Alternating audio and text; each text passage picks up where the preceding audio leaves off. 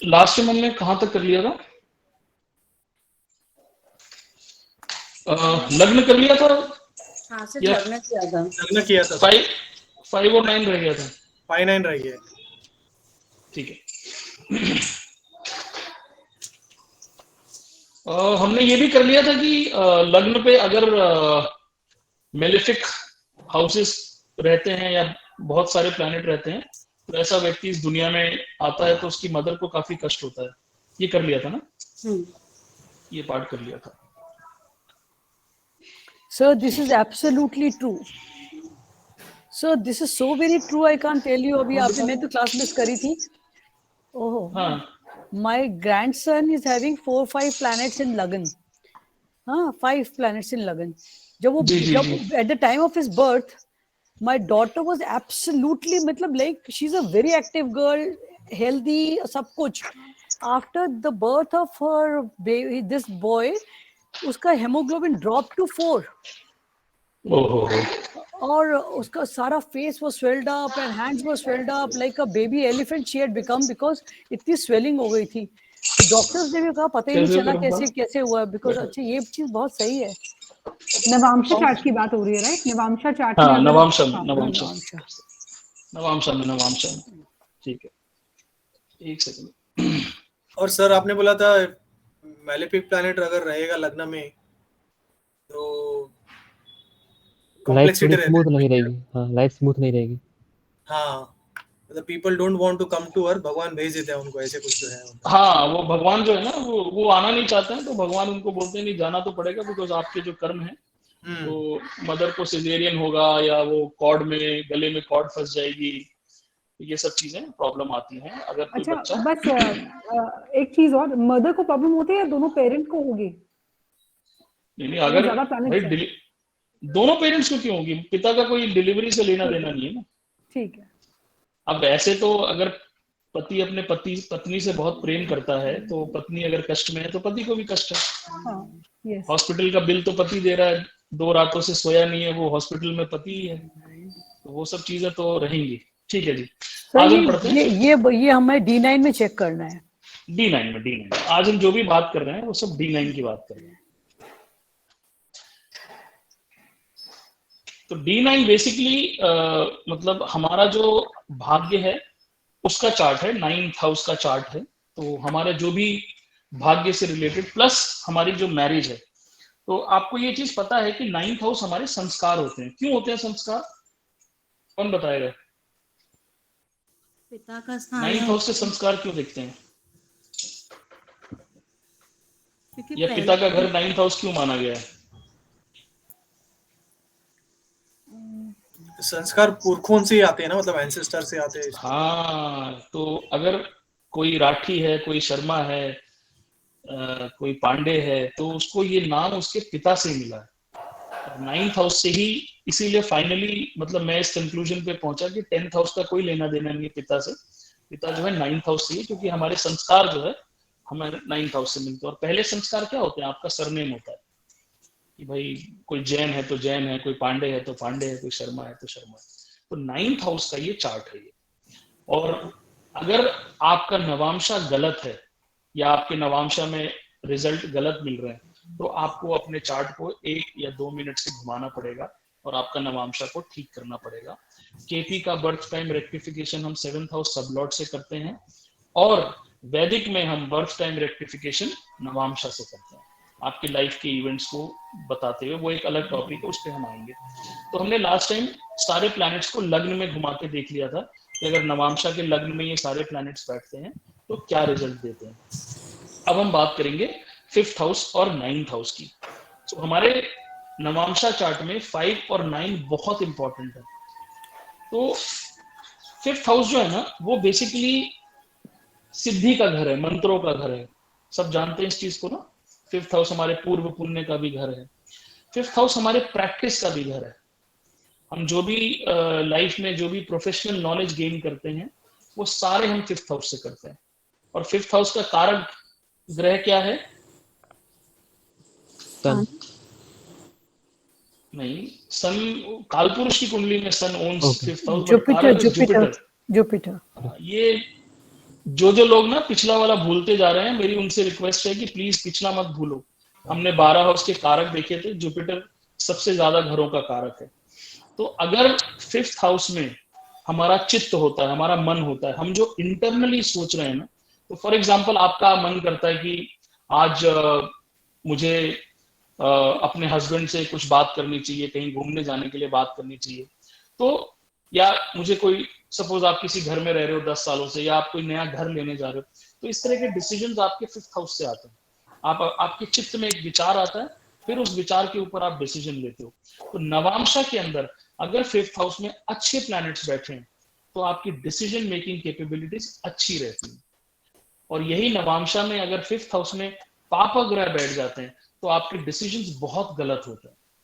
तो आपको देखना है कि आपके चार्ट में अगर अच्छे प्लैनेट्स बैठे हैं तो आप ये कह सकते हो कि ठीक है भाई, मैं जो डिसीजंस लूंगा वो सही होंगे। बट यदि आपको लगता है कि आपके 5th हाउस में बुरे प्लैनेट्स या पापा ग्रह बैठे हैं तो आपको अपने डिसीजंस बहुत सोच समझ के लेने चाहिए, या फिर किसी से सलाह करके लेने चाहिए। 5th house is our subconscious mind. तो जब सबकॉन्शियस माइंड पे गुड प्लैनेट्स का इम्पैक्ट होगा तो your subconscious mind will behave nicely, it will give you good ideas. 5th house क्या है? हमारा एंटरटेनमेंट का भी हाउस है। हम किसी से लव अफेयर करते हैं तो वो भी 5th हाउस से करते हैं। तो जब नवांशा के 5th हाउस में हमारा बुरे प्लैनेट्स बैठ जाते हैं तो हमारा स्टेटस भी गिर जाता है।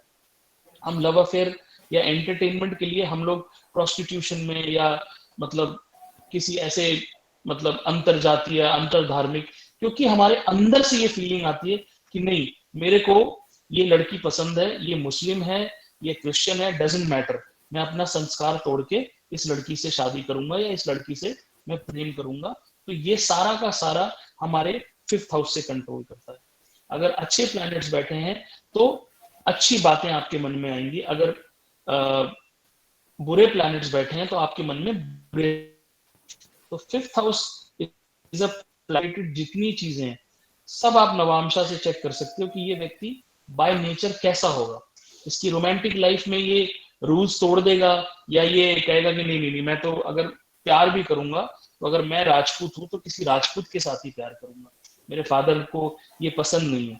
और वही अगर राहु, केतु, शनि, मंगल जैसे प्लैनेट बैठे हैं तो वो फिर परवाह नहीं करेगा, क्योंकि वो उसके चित्त में पाप ग्रह का वो आ रहा। ठीक है। 5th house is also your professional education. लेकिन 5th हाउस, नवांशा का 5th हाउस ये कहता है कि जो भी प्लैनेट नवांशा के 5th हाउस में बैठा है वो चीजें आप अपने घर में सीखते हो। फॉर एग्जाम्पल, आपके 5th हाउस में शुक्र बैठा है तो आप देखोगे कि ऐसा बच्चा बचपन में ही अपने घर में पेंटिंग, ड्राइंग, सिंगिंग ये अपने घर में सीखता है। 9th हाउस क्या करता है? आपको यूनिवर्सिटी या कॉलेज या गुरुकुल में ले जाता है सीखने के लिए। 5th हाउस क्या करेगा? आपको घर में सिखाएगा। आपको वो सारे संस्कार आपको अपने घर में मिलते हैं। सपोज चंद्रमा आपके 5th हाउस में है तो आपकी मदर बहुत अच्छी कुक होंगी और आप कुकिंग अपने घर में अपनी मदर से सीखोगे। पर अगर आपके 9th हाउस में चंद्रमा है तो कुकिंग सीखने के लिए, जैसे मैंने होटल मैनेजमेंट किया तो आप होटल मैनेजमेंट करोगे या किसी फेमस शेफ की इंस्टीट्यूट में जाके सीखोगे। या अगर शुक्र आपके 9th हाउस में है तो आप फैशन डिजाइनिंग का कोर्स किसी यूनिवर्सिटी में करोगे। तो 5th हाउस आपके घर में आप सीखते हो, 9th हाउस आप घर से बाहर जाके सीखते हो। सेम अगर 5th हाउस में आपके एस्ट्रोलॉजी वाले प्लैनेट्स हैं जो मैंने पिछली बार बताए थे, 4 प्लैनेट, तो आप घर में ही ज्योतिष सीखते हो। आपके पिताजी ज्योतिषी होते हैं, आपके बड़े भाई साहब ज्योतिषी होते हैं। और अगर आपके 9th हाउस में ज्योतिष वाले प्लैनेट्स हैं तो आप किसी इंस्टीट्यूट में सीखते हो, शर्मा जी की पाठशाला में या राहुल कौशिक सर से। तो ये 5th हाउस और 9th हाउस का फर्क है। डांसिंग हो गया, पेंटिंग हो गया, सिंगिंग हो गया। अगर वीनस आपके 5th हाउस में तो ये सारी शिक्षा आपको घर में ही मिलती है। आपकी मदर बहुत अच्छी कथकली की डांसर होंगी तो वो आपको बचपन से सिखाना शुरू कर देंगे। और 9th हाउस क्या है? हमारे गुरु का घर है। तो इसलिए जब 9th हाउस में आपके प्लैनेट्स होते हैं तो आप गुरु के घर जाके सीखते हो। तो इसलिए आप किसी यूनिवर्सिटी, किसी विद्यालय में जाके सीखते हो। ठीक है। सपोज मार्स किसी के 5th हाउस में तो वो बच्चा घर में ही ना खिलौनों को खोल के और उनकी इंजीनियरिंग करेगा। लेकिन मार्स अगर 9th हाउस में तो वो इंजीनियरिंग करने किसी यूनिवर्सिटी में जाएगा बाहर। तो ऐसे करके आप जो है ना लोगों के बहुत इंटरनल फीलिंग्स को भी नवांशा चार्ट में पकड़ सकते हो। सर अगर कोई प्लैनेट नहीं हो तो हम राशि का लॉर्ड देखेंगे? हाँ हाँ, राशि का लॉर्ड ले सकते हो आप, राशि का लॉर्ड ले सकते हो कि कौन सा लॉर्ड है। और मार्स Okay. 5th हाउस का क्या बताया था? Sorry I missed it. Mars 5th house में होगा तो आप, मार्स इज व्हाट, इंजीनियरिंग, खिलौने को खोल देना, बंद कर देना। तो आप देखोगे कि किसी बच्चे के 5th हाउस में मार्स बैठा है तो वो बचपन से ही मतलब अपने फादर के साथ बैठ जाएगा।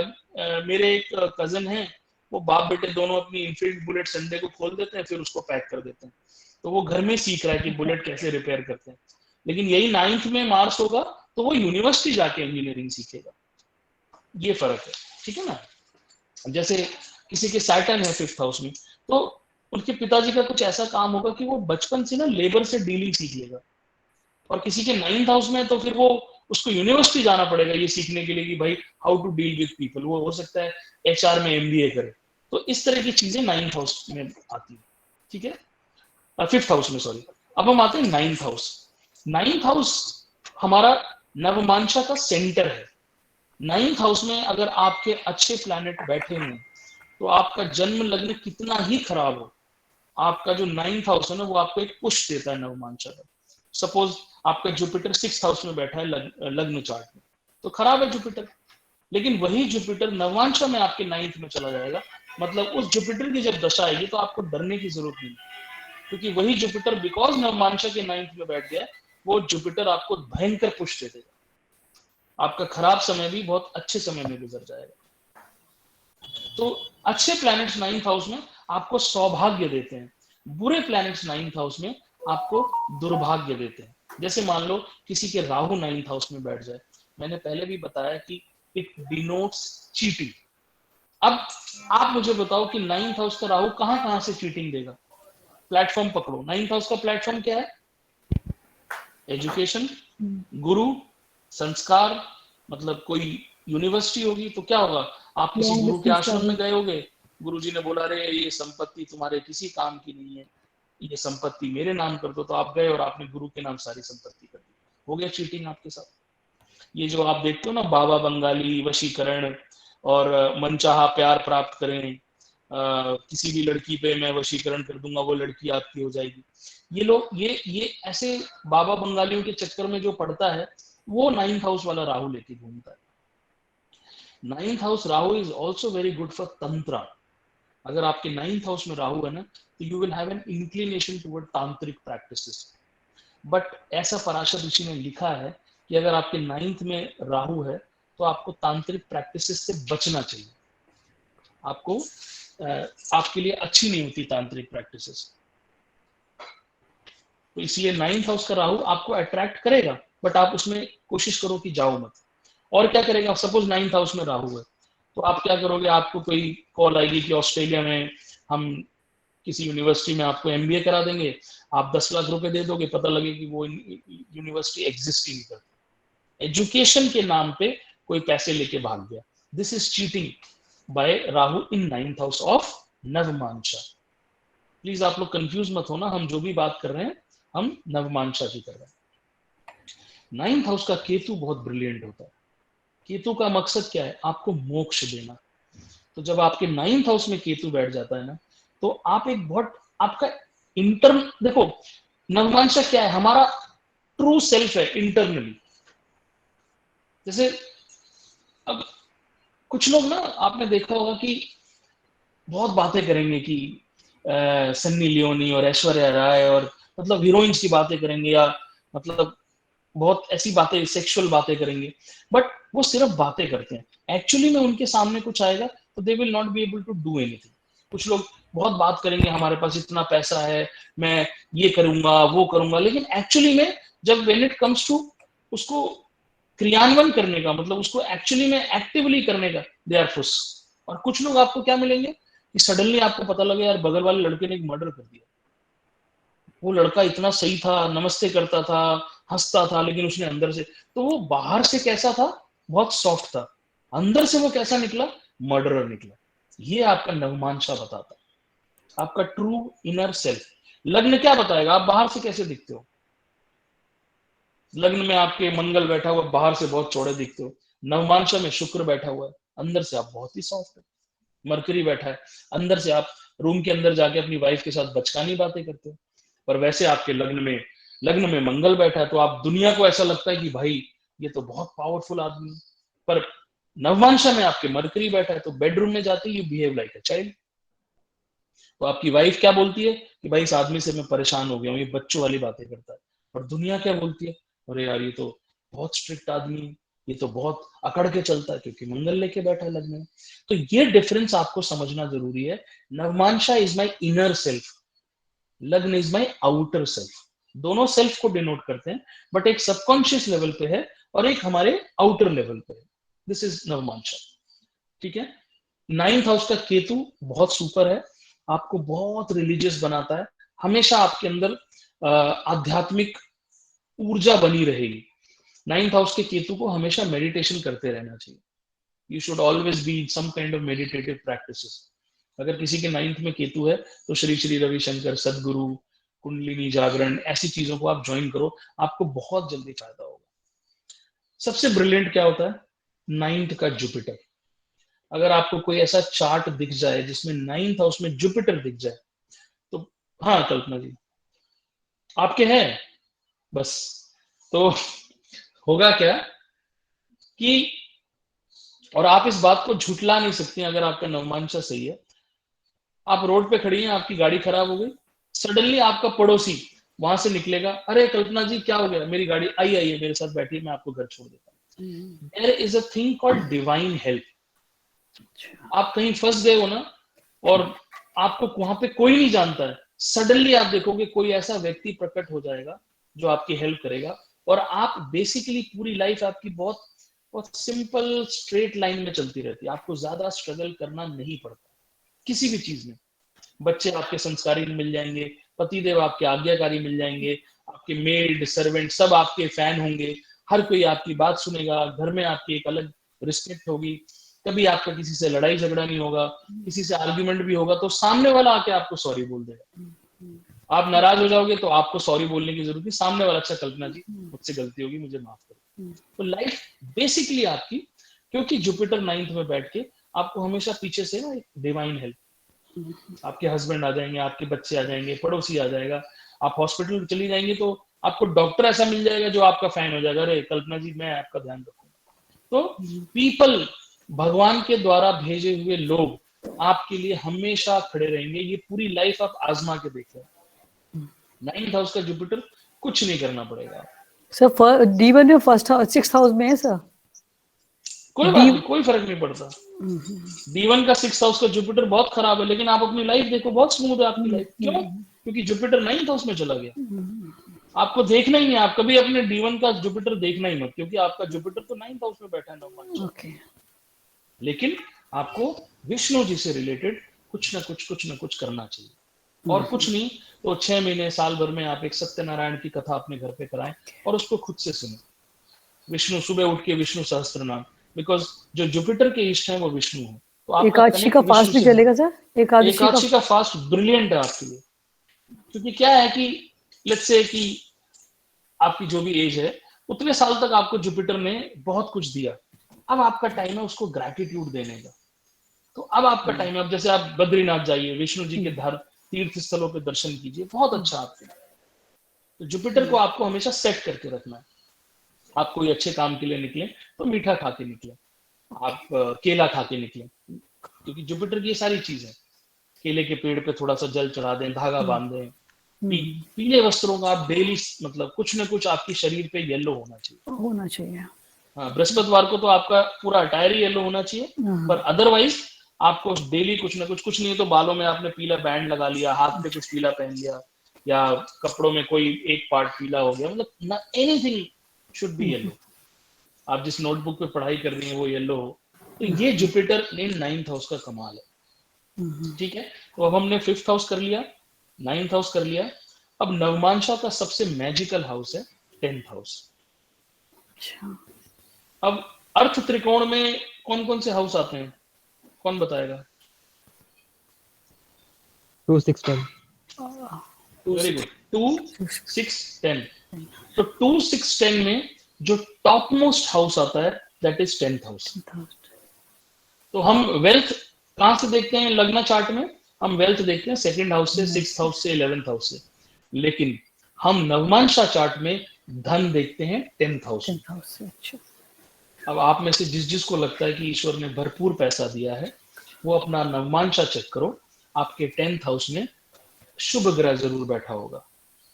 सन बैठा हो, मून बैठा हो, शुक्र बैठा हो, मरकरी बैठा हो, जरूर बैठा होगा या उसका कोई संबंध होगा, तो आपके पास भरपूर पैसा है। और यदि आपको ऐसा लगता है कि नहीं नहीं मेरे पास पैसे की दिक्कत है, तो आपकी नवमांशा में अशुभ प्लैनेट्स बैठे होंगे, राहु, केतु, शनि, मंगल। अगर किसी के नवमांशा में शुक्र बैठा है तो आप समझ लो कि बहुत पैसे आपको मिलने वाले हैं।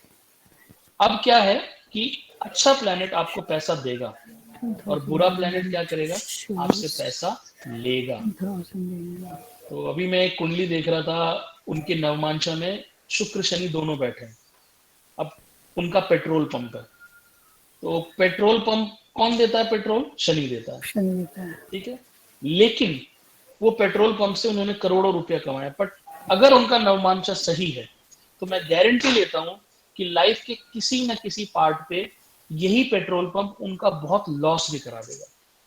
क्योंकि शनि अगर 10th में बैठा है ना, तो वो कभी ना कभी वो आपका नुकसान कराएगा ही कराएगा। भाई अगर मुकेश अंबानी के भाई का क्या नाम है, अनिल अंबानी, अनिल अंबानी किसी टाइम में अरबपति था, पर उसी बिजनेस से ही तो वो जमीन पे आ गया ना, बैंकरप्ट हो गया। तो जो आपको पैसा दे रहा है ना, वही आपको गिराएगा। तो कोशिश करो कि किसी के नवमांशा के 10th हाउस में बुरा प्लैनेट हो ही ना, अच्छा ही प्लैनेट हो। कोई प्लैनेट नहीं हो तो भी मेरे इसमें शनि है। हाँ, तो शनि है तो राजेंद्र जी आपको अपनी एक्टिविटीज को ना हमेशा अच्छे से रखना है। अगर आपकी एक्टिविटीज खराब है तो कभी ना कभी आपको ये पैसा, ये शनि छीन के ले जाएगा। डिपेंड करता है आपकी दशा शनि की कब लगती है, लेकिन कभी ना कभी। तो अब शनि के लिए क्या है, शनि के लिए हमें, अगर आपको नवमांशा में शनि दिख गया तो आप शनि की रेमेडी शुरू कर दो। मैंने पिछली क्लास में ये बताया था कि रेमेडी कब से करनी है, जब से आपको ये ज्ञान हो जाए कि ये प्लैनेट आपके चार्ट में खराब है, तब से आप रेमेडी शुरू करो। आप इसका इंतजार मत करो कि जब दशा लगेगी तब मैं रेमेडी करूंगा, नहीं। वो होता है ना, क्या बोलते हैं उसको, विटामिन की पिल्स आती हैं, आप बीमार नहीं भी होते हो तो आप वो पिल्स खाते रहते हो। आप एक्सरसाइज क्यों करते हो? ताकि मैं बीमार ना पड़ूं। बीमार पड़ने के बाद थोड़ी ना कोई एक्सरसाइज करता है। तो अब जैसे राजेंद्र जी के 9th हाउस में शनि दिख गया, तो राजेंद्र जी को शनि की रेमेडीज करनी चाहिए। लेबर को कुछ पैसा दे दिया, अभी ऑटो रिक्शा वाले से, सब्जी वाले से बहस मत करो। वो अगर आपको लग भी रहा है ना कि 10 रुपए फालतू मांग रहा है, खुशी से दे दो। क्योंकि यही जो 10 रुपए आप ऑटो वाले को, वो जो धूप में धूल धक्कड़ में रिक्शा चला रहा है ना, अगर आपने बिना आर्ग्यूमेंट के उसको 10 रुपए दे दिए ना, यही 10 रुपए कल को आपके 10 लाख बचा देगा। ये मैं चैलेंज के साथ बोलता हूँ।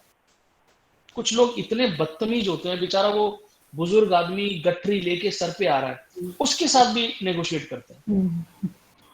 अरे यार उसके साथ तो चैरिटी कर दो। हम ये कैसे दिए, केला जी 60 रुपए, ठीक है जी आप 60 ले लो। उसके साथ भी नहीं 50, अरे यार वो समझो तो सही। तो ले।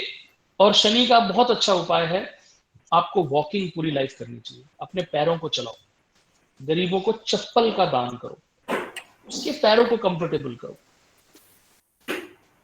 अभी मैंने नई रेमेडी इजाद की है, मैंने किसी को दी भी है। मैंने कहा भाई तू एक काम कर, किसी लेबर को ना पेडिक्योर करा दे। तो ये मुझे ऐसा लगा कि अगर कोई किसी लेबर को पेडिक्योर करा दे, मतलब किसी ब्यूटी पार्लर में बिठा के उसके पैरों की बढ़िया मसाज करवा दे अपने पैसों से, तो इतनी शानदार, मुझे ऐसा लगता है। मैंने कभी टेस्ट नहीं किया, तो मैंने उसको बोला है, तो उसने बोला कि ठीक है, मेरे घर में जो मेड आती है ना, मैं अपनी वाइफ को बोलूंगा कि जब वो जाएगी ब्यूटी पार्लर तो अपने मेड का भी पेडिक्योर करा दे। मैंने कहा 100% शनि महाराज की अति कृपा होगी आपके ऊपर। तो शनि क्या है, पैरों का कारक है। तो आप अपने पैरों को चलाते रहो, यानी वॉक करते रहो, और दूसरे के पैरों से रिलेटेड किसी को शूज दान कर दो, किसी को चप्पल दान कर दो। और शूज दान कर रहे हो तो ब्लैक कलर का जूता दे दो, शनि को ब्लैक कलर पसंद है। ठीक है। सपोज अगर कोई प्लैनेट नहीं है तो फिर हम लॉर्ड को देखेंगे या फिर दृष्टि भी हम देख सकते हैं? लॉर्ड को देखो, दृष्टि देखो, लॉर्ड देख लो। लॉर्ड तो मतलब वहां बैठा ही है, वो काम करेगा ही। बट सर अगर में हाँ शनि उसके खुद के राशि में ही है, मकर राशि में ही है, तो आपकी चिंता पूरी की पूरी खत्म हो गई। उसमें भी क्योंकि फिर शनि आपका नुकसान नहीं करेगा। वीनस नवमांशा में ये नवमांशा में ये ध्यान रखना है कि जो प्लैनेट बैठा है उसकी स्थिति कैसी है। अगर वो स्वराशि का है, उच्च का है या मित्र राशि में बैठा है तो वो आपको उतना नुकसान नहीं देगा। फिर भी मेलेफिक प्लैनेट है, कभी ना कभी आपको दिक्कत दे सकता है, तो आप थोड़ा सा उसकी रेमेडी करते रहो। तो शनि तो आपको बढ़िया है आपके लिए, गुड। अगर आपका उच्च का है तो शनि आपको डबल अप करेगा। कई लोगों के 9th हाउस में प्लैनेट नहीं बैठा होता, इसका मतलब पता है क्या होता है? वो लोग बहुत हार्ड वर्क करते हैं लेकिन वो लोग पैसा एक्यूमुलेट नहीं कर पाते। सॉरी, 10th हाउस में, नवमांशा के 10th में अगर प्लैनेट नहीं है ना तो आप पैसा एक्यूमुलेट नहीं कर पाते। या एक पाप ग्रह है, एक पुण्य ग्रह है, शुक्र और शनि, तो शुक्र से तो पैसा आ रहा है और शनि से पैसा जा रहा है, दोनों अपना काम करते हैं। प्लैनेट्स की यही खासियत है कि दोनों ईमानदारी से काम करते हैं। और अगर कोई बढ़िया प्लैनेट बैठ गया, अच्छा अब सपोज सूर्य बैठ गया, तो पैसा कहां से आएगा आपके पास? गवर्नमेंट के जॉब से, गवर्नमेंट से आएगा। लेकिन अगर सूर्य मेलेफिक होके बैठ गया 10th हाउस में तो पैसा कौन ले जाएगा? मेलेफिक होके बैठ गया से मतलब ये होता है कि कोई दृष्टि पड़ गई, शनि की दृष्टि पड़ गई या किसी अरे नीच का बैठ गया सूर्य, नीच का बैठ गया, तुला राशि का सूर्य 10वें में बैठ गया, पैसा कौन ले जाएगा? गवर्नमेंट ले जाएगी, कोर्ट केस हो जाएगा। और सर केतु रहेगा 10th में, तो नवमांश में केतु 10th में अच्छा है, मतलब आपको पैसे से मतलब बहुत ज्यादा अटैचमेंट नहीं होने देगा वो। आप जैसे घमंडी नहीं होने देगा वो कि मेरे पास 2 करोड़ हो गए या बहुत ज्यादा पैसे के प्रति अटैच। लेकिन केतु थोड़ा खराब ग्रह है, तो केतु को आपको शांत करना चाहिए। Ketu is not good. कभी ना कभी वो पैसों से आपको रिलेटेड आप कोई खराब डिसीजन ले लोगे या बहुत सारा पैसा बेमतलब दान कर दोगे। 10th हाउस का केतु ऐसे नुकसान देता है। रिलीजियस एक्टिविटीज में आप बिना सोचे समझे, लो जी 10 लाख रुपए मेरे से ले लो, राम मंदिर बन रहा है, हाँ मैं बहुत बड़ा राम भक्त हूँ, लो 10 लाख ले गए। अच्छा, देने के बाद आप परेशान हो रहे हैं, भगवान क्यों दे दिया मैंने? तो केतु ऐसे काम करा देगा। केतु 10th हाउस में कुछ आते हैं ना, बाबा लोग हिप्नोटाइज कर लेते हैं, आपकी जेब में जितने पैसे आप निकाल के चले जाते हैं। ये केतु 10th हाउस में आपका पैसा जो है वो कोई गुरु या कोई रिलीजियस ऐसी एक्टिविटीज में खराब हो जाता है। ठीक है ना। 9th हाउस में पिछली बार मैंने एक चीज बताई थी, मैं फिर से रिपीट कर रहा हूँ। 9th हाउस में सबसे खतरनाक ग्रह है मंगल। क्यों खतरनाक हो जाता है वो? कि जब 9th हाउस का मंगल, आपको नॉर्मल एक्टिविटीज में कोई प्रॉब्लम नहीं है, लेकिन 9th हाउस में अगर आप मंगल लेके बैठे हो और यदि आपने कोर्ट केस में उलझ गए आप, तो आपका जीवन बर्बाद कर देगा वो मंगल। आपको इतना दुर्भाग्य दे देगा कि आप बहुत परेशान हो जाओगे। इसीलिए अगर आपके 9th हाउस में मंगल है और आप रेमेडी पूछ रहे हो, तो कुछ भी हो जाए, कोई आपको 4 घूंसे, लात, थप्पड़ कुछ भी मार दे, आप कोर्ट केस बस मत करो। आप उसे बढ़िया से धो दो, वहीं पे पीट दो, पर कोर्ट में बात मत जाने दो। ठीक है जी। तो अगर आपके 10वें हाउस में, 10th हाउस ऑफ नवमांशा में पाप ग्रह बैठा है, तो ऐसे आदमी को एज एन एस्ट्रोलॉजर आपको उसकी रेमेडी करानी चाहिए। अच्छा, रेमेडियल पार्ट पे आ जाते हैं। आपको नवमांशा के 5th और 9th हाउस के प्लैनेट्स को देखना चाहिए। अगर वो शुभ ग्रह हैं तो उनको और मजबूत कराओ। जैसे मान लो किसी के जुपिटर बैठ गया 9th हाउस में, तो मैंने कल्पना जी को क्या बोला कि आप विष्णु जी के पीछे पड़ जाओ। सन बैठ गया, आप शिव जी के पीछे पड़ जाओ। मंगल बैठ गया, आप दिया जलाओ। इस तरह की चीजें। और यही अगर प्लैनेट्स खराब है तो भी आपको उनकी रेमेडी करनी चाहिए। तो अगर आप रेमेडियल पार्ट पे जाते हो ना, तो लग्न चार्ट से बेटर है कि आप नवमांशा चार्ट देख के रेमेडीज बताओ, वो ज्यादा आपको इफेक्ट आएगा। कई बार आपके पास कोई आता है, वो कुछ नहीं पूछता, वो बस ये पूछता है कि मेरा जीवन आगे कैसा रहेगा। अब आपको क्या करना है, आपको उसका लग्न चार्ट नहीं देखना है, उसका नवमांशा चार्ट देखो। उसमें देख लो 9 और 5 में क्या बैठे हैं। आप उसको सिंपल बोल दो कि हाँ आपका जीवन बढ़िया रहेगा, शुभ ग्रह दिख गया आपको, बस आप थोड़ा सा इन शुभ ग्रहों को और मजबूत करते रहो, तो इनकी चैंटिंग या इनका दान शुरू कर दो। 9th हाउस में राहु बैठ जाए, ऐसे आदमी को डेली दुर्गा मंत्र करना चाहिए। 9th हाउस में केतु बैठ जाए, ऐसे आदमी को गणेश जी के पीछे पड़ना चाहिए। नंगे पैर ध्रुवा पे चलना चाहिए, मतलब जो घास होती है ना, अगर केतु 9th हाउस में, तो आपका पैर आप घास पे नंगे पैर चलो, अच्छा है आपके लिए। गणेश जी को ध्रुवा बहुत पसंद है, तो आप थोड़ा ध्रुवा गणेश जी को चढ़ा दो। ध्रुवा समझते हैं ना सब लोग, यस Yes, sir. वो घास होती है जो खास. दूब ध्रुवा सब ऐसे बोलते हैं। दूसरा मोरपंख, केतु इन 9th हाउस, मोरपंख, आप अपने साथ एक मोरपंख रखो। ठीक है जी, क्लियर है? सॉरी सर 2 क्वेश्चन क्लियर है थे। यहाँ पे? हाँ पूछिए ना क्वेश्चन। सर चित्त और subconscious mind I am not sure अगर सेम ही मीन करता है, लेकिन अगर हम काल पुरुष की बात करें ना तो 3rd हाउस को सबकॉन्शियस माइंड के साथ जुड़ा गया है क्योंकि बुध उसका मालिक है। And based on our subconscious mind only 6th house हमारी डेली हैबिट्स को कंट्रोल करता है, जहाँ पे अगेन बुध है। तो सबकॉन्शियस माइंड को हम 5th से ले या 3rd से ले, वही थोड़ा नहीं confusion है। सबकॉन्शियस माइंड 5th से ही लेना है हमको। 3rd हाउस को सबकॉन्शियस माइंड से इसलिए जोड़ा गया है कि 3rd हाउस हमारी अट्रैक्शन का भी है। ओके। जैसे 3rd हाउस हमारा क्या है, मैथुन भाव है, जो हम सेक्सुअल एक्टिविटी करते हैं that is governed bye 3rd house. तो अब देखो ना, आप सेक्सुअल एक्टिविटी सबसे पहले दिमाग में जनरेट होती है। आप किसी महिला, अभी हम इसमें आगे पढ़ेंगे, आज ये पूरा मतलब नवमांशा ना पूरा का पूरा is all about marriage and married life and sexual activities. अभी हम पढ़ेंगे, आपके होश उड़ जाएंगे। लेकिन अपना चार्ट देख के पगलाना नहीं है, अपने हस्बैंड का चार्ट देख के पगलाना नहीं है, ठीक है ना? कि आप, मैं सिखाऊं आपको और आप अपने हस्बैंड के चार्ट में अप्लाई करो और फिर पता लगे कि हस्बैंड से लड़ाई कर रहे हो कि तुम्हारे तो मल्टीपल पार्टनर्स, ऐसा नहीं करना, ठीक है ना? ये हम पढ़ेंगे सीखेंगे, बट ये नहीं कि आप चार्ट लगा के और अपने रिश्तेदारों की ऐसी तैसी कर दो, ऐसा नहीं करना। क्योंकि एक चीज ध्यान रखो कि नवमांशा और जन्म लग्न को जब हम मिला के देखते हैं ना, तो हमें समझ में आता है कि एक्चुअली व्यक्ति कैसा है। अभी हम वीनस पढ़ेंगे तो उसमें हम देखेंगे कि कैसे कैसे क्या क्या होता है। बट प्लीज अपने नवमांशा को अपने हस्बैंड पे मत अप्लाई करना, या जो लोग पुरुष हैं वो अपनी वाइफ पे मत अप्लाई करना, क्योंकि जरूरी नहीं है कि जो नवमांशा में दिख रहा हो वो एक्चुअली में व्यक्ति वैसा हो। ऐसी होने की संभावना रहती है। जैसे मैंने बोला ना कि कुछ लोग, जैसे आप ऐसे समझो, मैं बताता हूँ, बड़ी इंटरेस्टिंग चीज बताता हूँ। आप कोई ऐसा आदमी देखो जो टाई वाई लगा के, मतलब बहुत डिसेंटली, टाई वाई तो छोड़ो, कुछ लोग बहुत थके हुए नहीं होते, बैग होता है फटा हुआ, वो बस में जा रहे हैं, घर आ रहे हैं, बिल्कुल सीधा आदमी, उसको दुनियादारी से कोई मतलब नहीं। उसके कान में भी आप धीरे से बोलोगे ना कि आपने कभी कोई पॉर्न मूवी देखी है, तो वो कहेगा हाँ भैया एक बार ना कॉलेज में देखे। तो ये इनर फीलिंग है। मतलब ये वीनस जो है ना, कहीं ना कहीं जैसे कुछ लोग बहुत ओपनली बोलते हैं हाँ मैं तो देखता हूँ, कोई प्रॉब्लम नहीं, लेकिन कुछ लोग क्या है, वो तो उसको हिडन रखते हैं। तो किसी के मन में क्या है ना, वो आपको नहीं पता। मन से कोई कितना कामुक है या कोई कितना मतलब सेक्सुअली एक्टिव है, ये आपको नहीं पता। ये नवमांशा से पता लगता है कि भैया ये आदमी बाहर से बिल्कुल दिन भर राम राम करता है और अंदर से मंदिर में जितनी औरतें आती हैं सबको घूर के देता है। ये चीज हमें नवमांशा बताता है। और नवमांशा जो है, इसीलिए मैरिज क्या है हमारे यहाँ, मैरिज को देखो, मैरिज और लिव इन रिलेशनशिप में क्या फर्क है?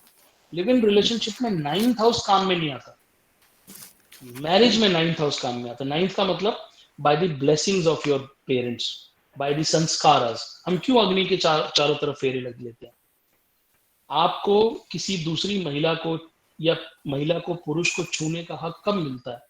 जब आप अग्नि के चारों तरफ फेरे लेते हो, उसकी मांग में सिंदूर भरते हो, तब समाज आपको बोलता है कि अब आप जो है वो इस महिला या पुरुष के साथ संभोग कर सकते हैं, या इनके साथ एकांत में जाके आप संतान उत्पत्ति की प्रक्रिया कर सकते हैं।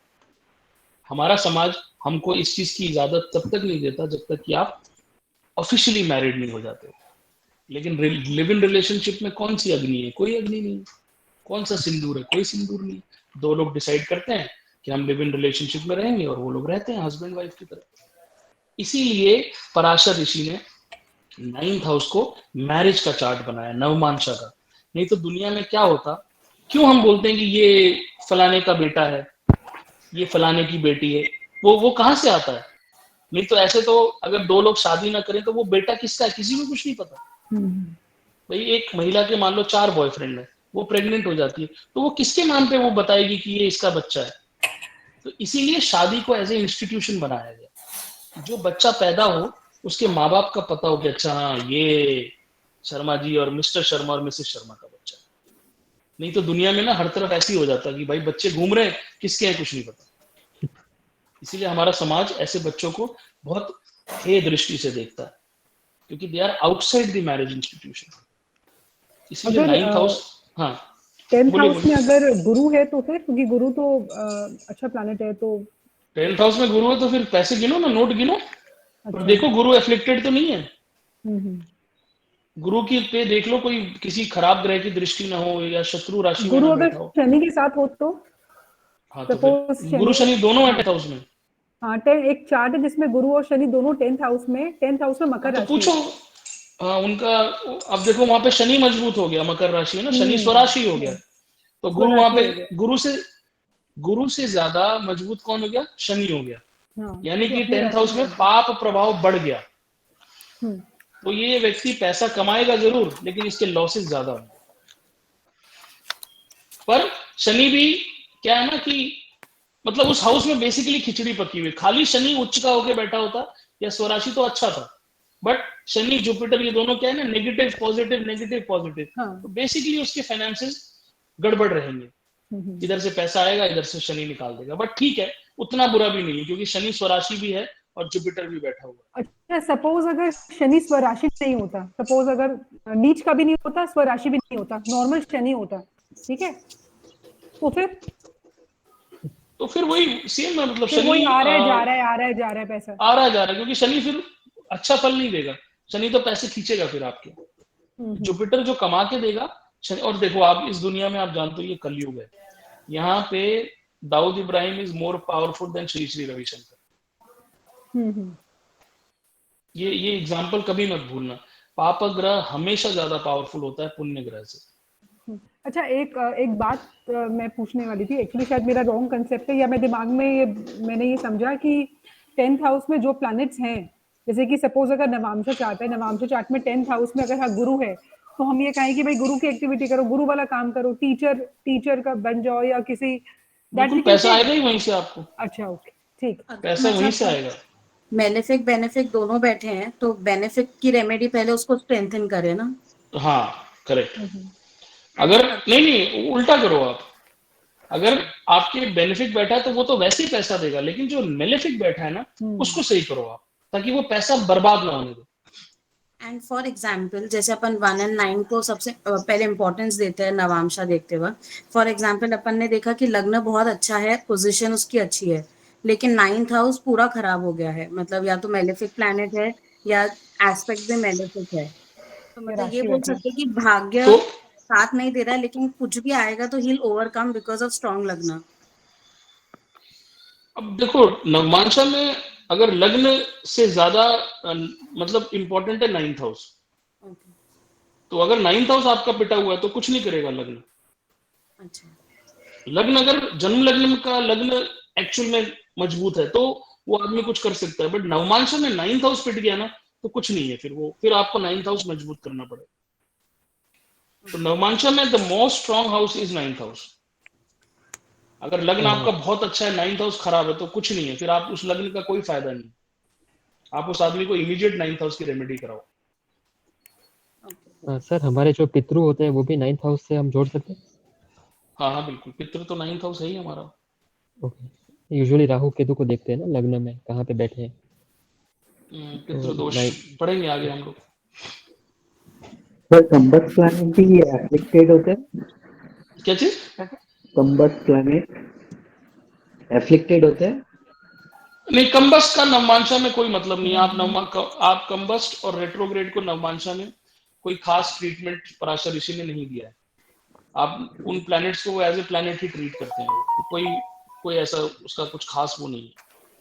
बट कंबस्ट होने पे उसकी ताकत तो थोड़ी कम हो ही रही है अगर वो कंबस्ट है तो।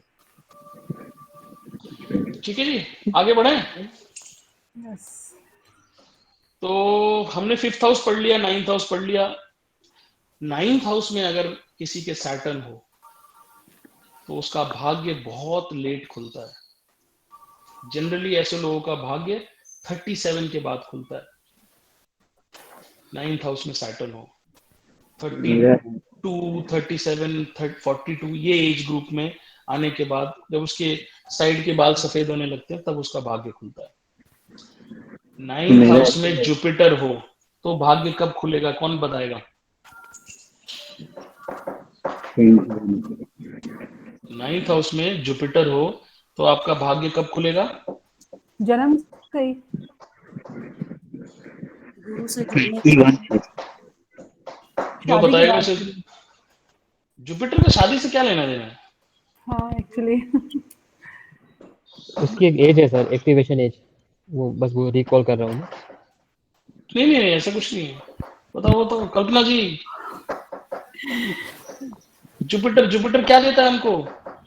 ज्ञान, विजडम, विजडम। अरे वो तो देता 21 ही साल है। के बाद। सर बच्चों के बाद वाह मिलन जी, बच्चों के बाद, हाँ, बच्चों के बाद। जुपिटर पुत्र कारक होता है। जुपिटर की परमिशन के बिना, तो जैसे ही आपको 9th हाउस में जुपिटर दिखाई दे और आपके पास वो व्यक्ति परेशान हो तो आपको क्या बोलना है कि ये किसका है ये? इसका फोन है। हाँ, तो जैसे ही 9th हाउस में आपको जुपिटर दिखाई दे आप उसको इमीडिएटली बोलो कि भैया आप शादी करो और इमीडिएटली बच्चा पैदा करो, आपका भाग्य खुल जाएगा। 9th हाउस में वीनस, कब खुलेगा भाग्य? शादी के बाद। शादी होते ही आपका भाग्य बम हो जाएगा। जैसे ही आपके घर में फीमेल आई, आप देखोगे कि आपने ऐसे कई घर देखे होंगे, शादी करते ही आदमी की ऐसी नौकरी लगती है या वो आईएएस बन जाता है या वो मतलब उसका बिजनेस बूम कर जाता है।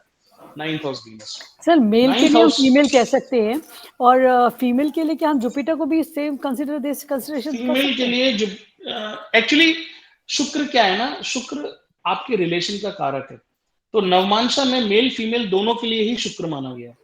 ओके, क्योंकि फीमेल का भी रिलेशन कब शुरू होगा? जब शुक्र उसका एक्टिव होगा। एक्टिव होगा। वैसे औरतों के चार्ट में जुपिटर और मार्स हमें देखना चाहिए पति के लिए, ओके, और पुरुषों के चार्ट में पत्नी के लिए शुक्र को देखना चाहिए। शुक्र। ओके, क्योंकि औरत क्या चाहती है? औरत चाहती है कि उसका पति जुपिटर की तरह ज्ञानी हो और मंगल की तरह पराक्रमी हो। औरतों को सुंदरता से कोई लेना देना नहीं होता, क्योंकि औरतें बहुत इंटेलिजेंट होती हैं। उनको पता है कि सुंदरता एक बहुत क्षणिक चीज है, इसीलिए वो लॉन्ग टर्म सोचती हैं। आदमी को क्या चाहिए? सुंदर बीवी चाहिए। पर औरतों को क्या चाहिए? जुपिटर की तरह ज्ञानवान पति हो और मार्स की तरह अडिग खड़ा हो। ये दो चीजें औरतों को चाहिए। उनको ऐसे गोलू मोलू और सुंदर दिखने वाला पति नहीं चाहिए। They need masculine husband and knowledgeable husband. इसीलिए जुपिटर एंड मार्स। सपोज अगर केतु हो, सिंस हम कह रहे हैं केतु मोक्ष कारक है और 9th हाउस का केतु बहुत अच्छा होता है, तो लेकिन भाग्य में कैसे सपोर्ट करेगा फिर केतु? या अगर वो स्पिरिचुअल हो जाएगा तो भाग्य को सपोर्ट मिलेगा? बिल्कुल, आपको अपना भाग्य एक्टिवेट करने के लिए केतु के काम करने पड़ेंगे। जैसे मैंने बोला कि आप जब जब मेडिटेशन करोगे आपका भाग्य एक्टिवेट हो जाएगा। मेडिटेशन छोड़ दोगे दुर्भाग्य होगा। तो ठीक। आपको क्या बोलना है कि बेटा तू मेडिटेशन तो तुझे जीवन भर करना है। जैसा प्लेनेट 9th हाउस में उसको आप वैसे एक्टिवेट करो। मंगल इन 9th हाउस, ऐसे व्यक्ति को हमेशा भक्त बन के रहना चाहिए। मंगल क्या है? हनुमान जी। हनुमान जी को क्या पसंद है? राम जी की भक्ति। तो मंगल 9th हाउस में आप किसी ना किसी की भक्ति जरूर करो। पिता के भक्त बनो, गुरु के भक्त बनो, भगवान के भक्त बनो, लेकिन आप भक्ति करो। कोर्ट केस में कभी मत जाओ। मरकरी इन 9th हाउस, क्या करना चाहिए आपको? चीज पूछ रही थी, जैसे मंगल के लिए आपने बोला भक्ति करनी चाहिए, बट ये अपन को करना चाहिए वो क्योंकि D9 में है तो पर्सन वैसा हो भी तो सकता है ना ऑलरेडी, कि नहीं होगा? नहीं नहीं, लेकिन आप D9 में इंटरनली आप कैसे हो ना, तो इंटरनली को बाहर निकालना भी तो पड़ेगा ना। आप इंटरनली रिलीजियस होगे लेकिन हो सकता है आप उसको करते ना हो। तो एज एन एस्ट्रोलॉजर आपका क्या काम है? उसको बताना कि भैया आप अंदर से रिलीजियस हो, पर थोड़ा जल भी चढ़ा लिया करो, थोड़ा हनुमान चालीसा भी कर लिया करो। ये चीज आपको बतानी पड़ेगी। इंटरनली होगा, वो बिल्कुल होगा।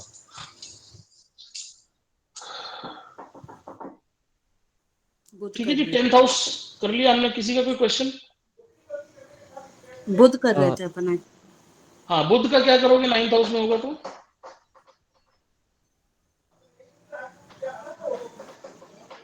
सर बच्चों की सुना करें।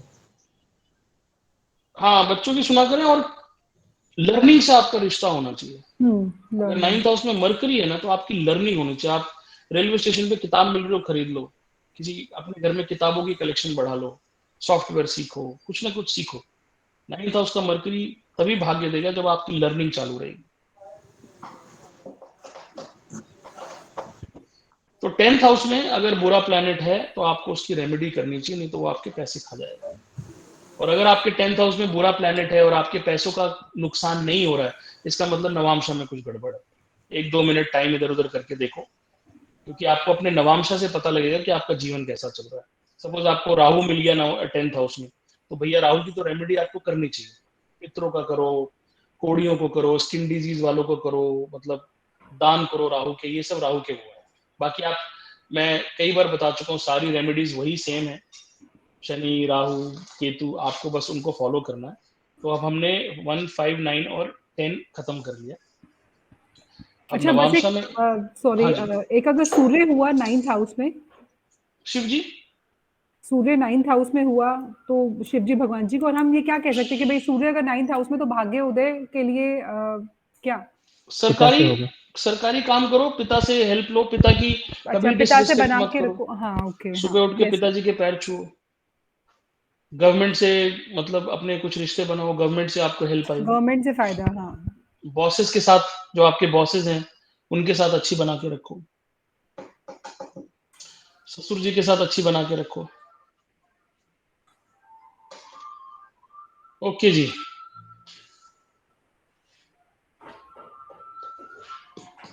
थर्ड हाउस, हाँ, ये हम पहले भी पढ़ चुके हैं, ये रेमेडियल पार्ट है। सो थर्ड हाउस में जो भी प्लैनेट बैठा होता है ना, वो आपके 9th हाउस को देखता है। तो थर्ड हाउस नवमांशा में जो भी प्लैनेट आपको दिखता है ना, वो आपके भाग्य को एक्टिवेट करता है। तो ये हम पहले भी बता चुके हैं कि अगर थर्ड हाउस में मंगल बैठा है या केतु बैठा है, तो आपको डेली दिया जलाना चाहिए। थर्ड हाउस में शनि बैठा है तो माँ काली की पूजा करनी चाहिए। थर्ड हाउस में राहु बैठा है तो दुर्गा की पूजा करनी चाहिए। थर्ड हाउस में जुपिटर है तो आपको विष्णु जी का मंत्र करना चाहिए। तो थर्ड हाउस में जो भी प्लैनेट आपकी नवमांशा है, थर्ड हाउस क्या है, आपके हाथ है, तो अपने हाथों से वो काम करो। जुपिटर थर्ड हाउस में है तो आप केला खा के, मीठा खा के निकलो।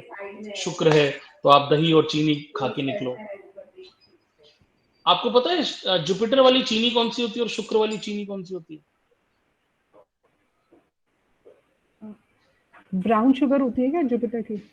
हाँ, जिसको खांड सारी बोलते हैं ना, हाँ, वो शुक्र खड़ी है। साकर। वो जुपिटर, जो जिसमें येलोइश पार्ट होता है, हाँ, हाँ, और जो बिल्कुल रिफाइंड शुगर होती है वो शुक्र की शुगर होती है। शुक्र की होती है। तो अगर आप फ्राइडे को आपका बच्चा एग्जाम देने जा रहा है, तो उसको वो पीली वाली चीनी नहीं खिलानी, उसको दही में सफेद वाली चीनी डाल के खिलानी। और अगर बृहस्पतिवार को आपका बच्चा एग्जाम देने जा रहा है, तो उस दिन ऐसा नहीं करना कि दही में वो सफेद वाली चीनी मिला के, नहीं, दही में खांड सारी है, गुड़, वो बृहस्पति एक्टिवेट करेगा। अच्छा, एक एक छोटी सी चीज मुझे पूछनी थी, एक्चुअली पहले ही पूछना था, लेकिन एक प्लीज एक बताना। जैसे हम कहते हैं थर्ड हाउस के बारे में बात करें, थर्ड हाउस हमारे पराक्रम का भी होता है, ठीक है? जिसके थर्ड हाउस में ज्यादा प्लैनेट्स हैं, नवांशा में ले लो चाहे लगन में ले लो, दोनों में ही पकड़ लो अगर सपोज, तो इसका मतलब वो हमेशा प्रेरित रहेगा कुछ भी करने के लिए, कुछ भी करने के लिए। उसको जब दशाएं आएंगी तो थर्ड हाउस तो एक्टिवेट है ना? थर्ड हाउस जहां हमारे घर से दूर का हो गया, वहीं हमारे पराक्रम का भी हो गया। मतलब जिंदगी भर उसको स्ट्रगल नहीं, मेहनत करनी पड़ती रहेगी, या कुछ ना कुछ करते ही रहना पड़ेगा, तभी चीजें मिलेंगी लाइफ में। अब देखो, यहाँ पे ना मेरे को, मेरा दिमाग डिस्टर्ब हो जाता है जब सिर्फ आप थर्ड हाउस में पराक्रम पकड़ लेते हो। हम्म, थर्ड हाउस हमारे हॉबीज का हाउस है। तो जिसके जितने ज्यादा प्लैनेट थर्ड हाउस में बैठते हैं ना, वो अपनी हॉबीज को चेंज करता रहता है। उसको कभी मूवीज देखना बहुत पसंद आ जाएगा, फिर वो एकदम से म्यूजिक करने लगेगा, फिर वो बुक्स पढ़ने लगेगा। दूसरा, third house is attraction also. Third house में अगर मेलेफिक प्लैनेट है, तो ऐसा आदमी ऑपोजिट सेक्स के प्रति बहुत अट्रैक्ट होने लगता है। ठीक, थर्ड हाउस क्या है, आठवें से आठवां है। आठवां क्या है, सीक्रेट है। अट्रैक्ट, सीक्रेट से सीक्रेट मतलब थर्ड हाउस में उसके सीक्रेट रिलेशनशिप बनते हैं, किसके साथ, ऑपोजिट सेक्स के साथ।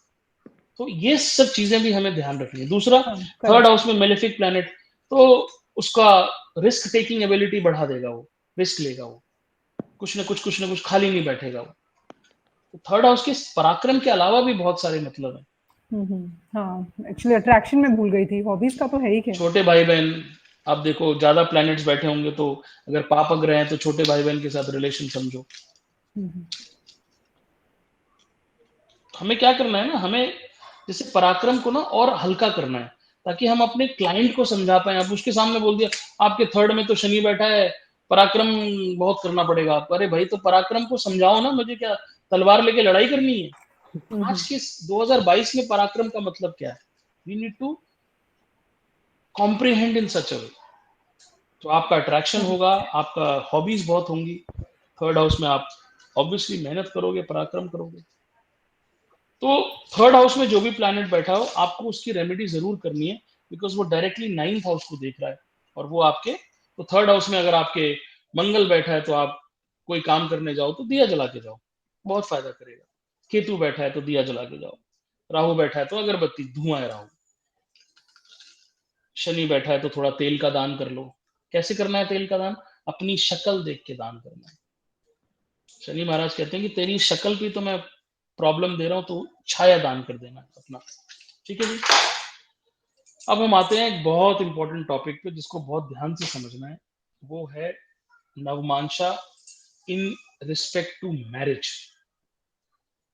अब तक हम नवमांशा जो पढ़ रहे थे that was in respect to भाग्य, लेकिन अब हम नवमांशा में आ रहे हैं कि हमारा मैरिज कैसा होगा। लग्न चार्ट में, लग्न चार्ट में, लग्न चार्ट में 7th हाउस ये बताता है कि संसार में हमारी शादी कैसी दिखाई देगी। मतलब आप किसी शादी में गए हो, आपको एक हस्बैंड वाइफ का हाथ ही नहीं छोड़ रहा, हाथ पकड़ के ही हर जगह घूम रहे हैं, झप्पी पाके घूम रहे हैं, वो उसके बाल सहला रहा है, वो उसके वो कर रहा है, वो उसके लिए खाना। लेकिन जैसे ही ये हस्बैंड वाइफ दोनों पब्लिक आई से दूर होते हैं तो हस्बैंड वाइफ को गाली दे रहा है और वाइफ हस्बैंड को गाली दे रही है। तो जो आपको बाहर दिखाई दे रहा है हाथ पकड़े हुए, वो लग्न का 7th हाउस है, और जो आपको बंद कमरे में दिखाई दे रहा है वो नवमांशा का 7th हाउस है। कल्पना जी म्यूट पे हैं आप। सर नवांशा का second house, 7th house, 7th house, हाँ 7th हाउस, नॉट नवांशा का लगन। नहीं अच्छा, अगर अगर किसी का अगर किसी का D1 का 7th हाउस बिकम्स द लगन ऑफ नवांशा, तो what will that show? D1 का 7th हाउस और वो नवांशा का लगन बन गया उसका।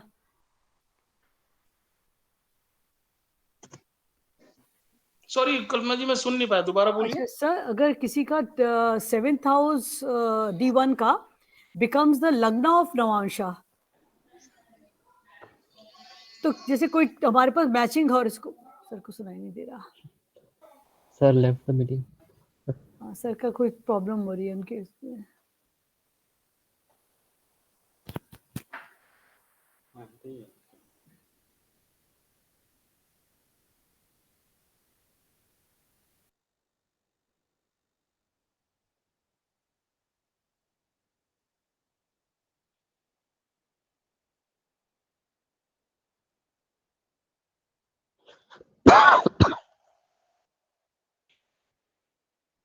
मेरा एस्ट्रो ऑफिस और पराशर में वो D9 चार्ट भी बदल गया है।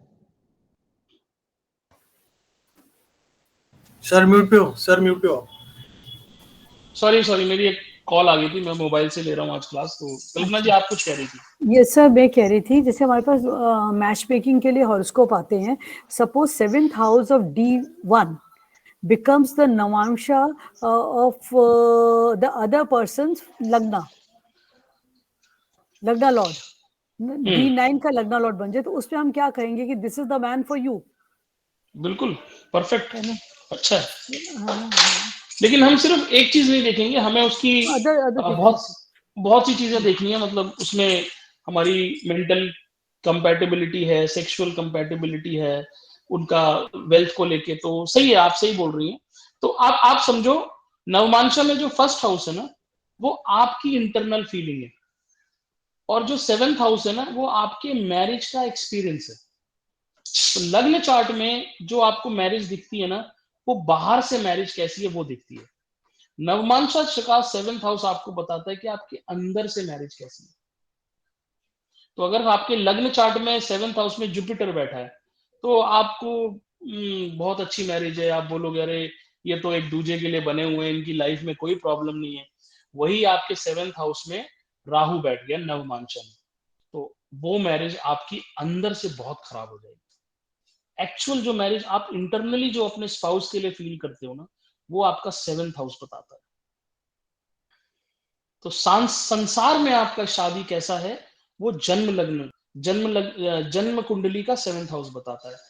इंटरनली बुद्धि आपके अंदर आपका रिलेशन अपने हस्बैंड वाइफ के साथ कैसा है वो नवमांशा का 7th हाउस बताता है। और 7th लॉर्ड आपके स्पाउस को बताता है। 7th हाउस में शनि बैठा है तो आपका रिलेशनशिप शनि की तरह होगा, बट अगर 7th हाउस का लॉर्ड शुक्र है तो आपका स्पाउस जो है वो शुक्र की तरह, ब्यूटीफुल स्पाउस। समझ में आ रहा है? सर 7th हाउस, हाँ 7th हाउस में कोई प्लैनेट नहीं, खाली राशि है, मतलब से कुंभ हाँ राशि तो है, कोई बात नहीं, कोई राशि तो शनि की शनि राशि, की तरह, शनि नहीं शनि है। की तरह, हाँ शनि की तरह हो जाएगा आपका। आपका जो स्पाउस है ना वो आपसे शनि की तरह बिहेव करेगा। आप ऐसे समझो कि नवमांशा का 7th हाउस आपके स्पाउस का लग्न है। अभी हम ये एक बहुत बड़ा, अभी मैं आपके सबके चार्ट पे कराऊंगा कि हम कैसे देखें कि जो आपके हस्बैंड या जो आपकी वाइफ मिले हैं वो सातों जन्म के लिए मिले हैं कि नहीं मिले। ये अभी हम चेक करेंगे आज अपने अपने चार्ट में, आप लोग देखना कि ये, अब देखो कितनी खूबसूरत चीज है नवमांशा। अब आप चाहे कुछ भी बोलो कि शादी बड़ा मानसिक रिलेशन है और बड़ा स्पिरिचुअल रिलेशन है, बट बेसिकली शादी एक फिजिकल रिलेशन है। आप इसको समझ लो तो अच्छी बात है, नहीं समझ लो, लेकिन इंटरनली हम सब जानते हैं कि शादी की जो पहली चीज है दैट इज फिजिकल रिलेशन। मतलब आपका काम त्रिकोण एक्टिवेट होता है। क्या है काम त्रिकोण? कौन बताएगा? काम त्रिकोण कौन सा है? 3 7 11। 3 से ये, आई एम वेरी डिसअपॉइंटेड कि मिलन जी के अलावा आप सब भूल गए हो कि मोक्ष, काम, अर्थ त्रिकोण कौन सा होता है। क्या है ये? धर्म त्रिकोण कौन सा होता है? 159 अर्थ त्रिकोण कौन सा होता है? 2610 काम त्रिकोण कौन सा होता है?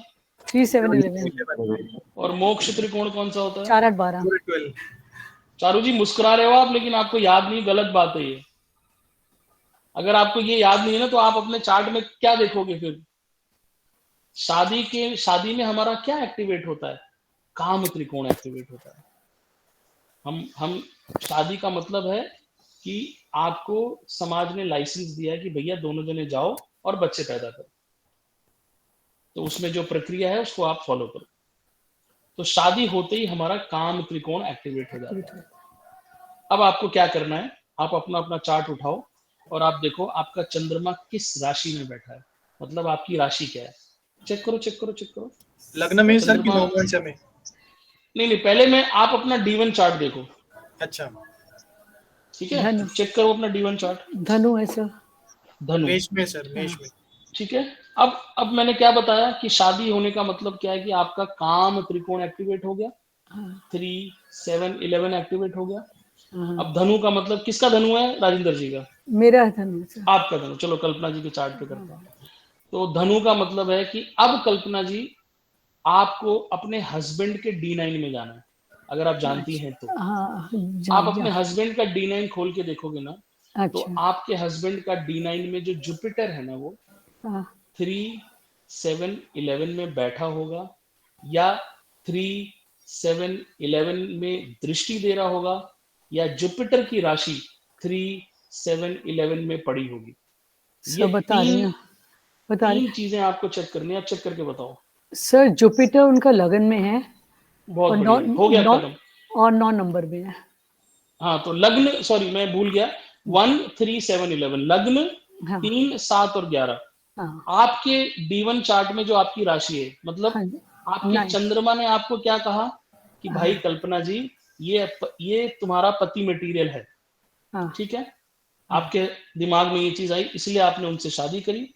अब आप उनके नवमांशा में जाके देखो कि उन्होंने आपको कैसे अपनाया।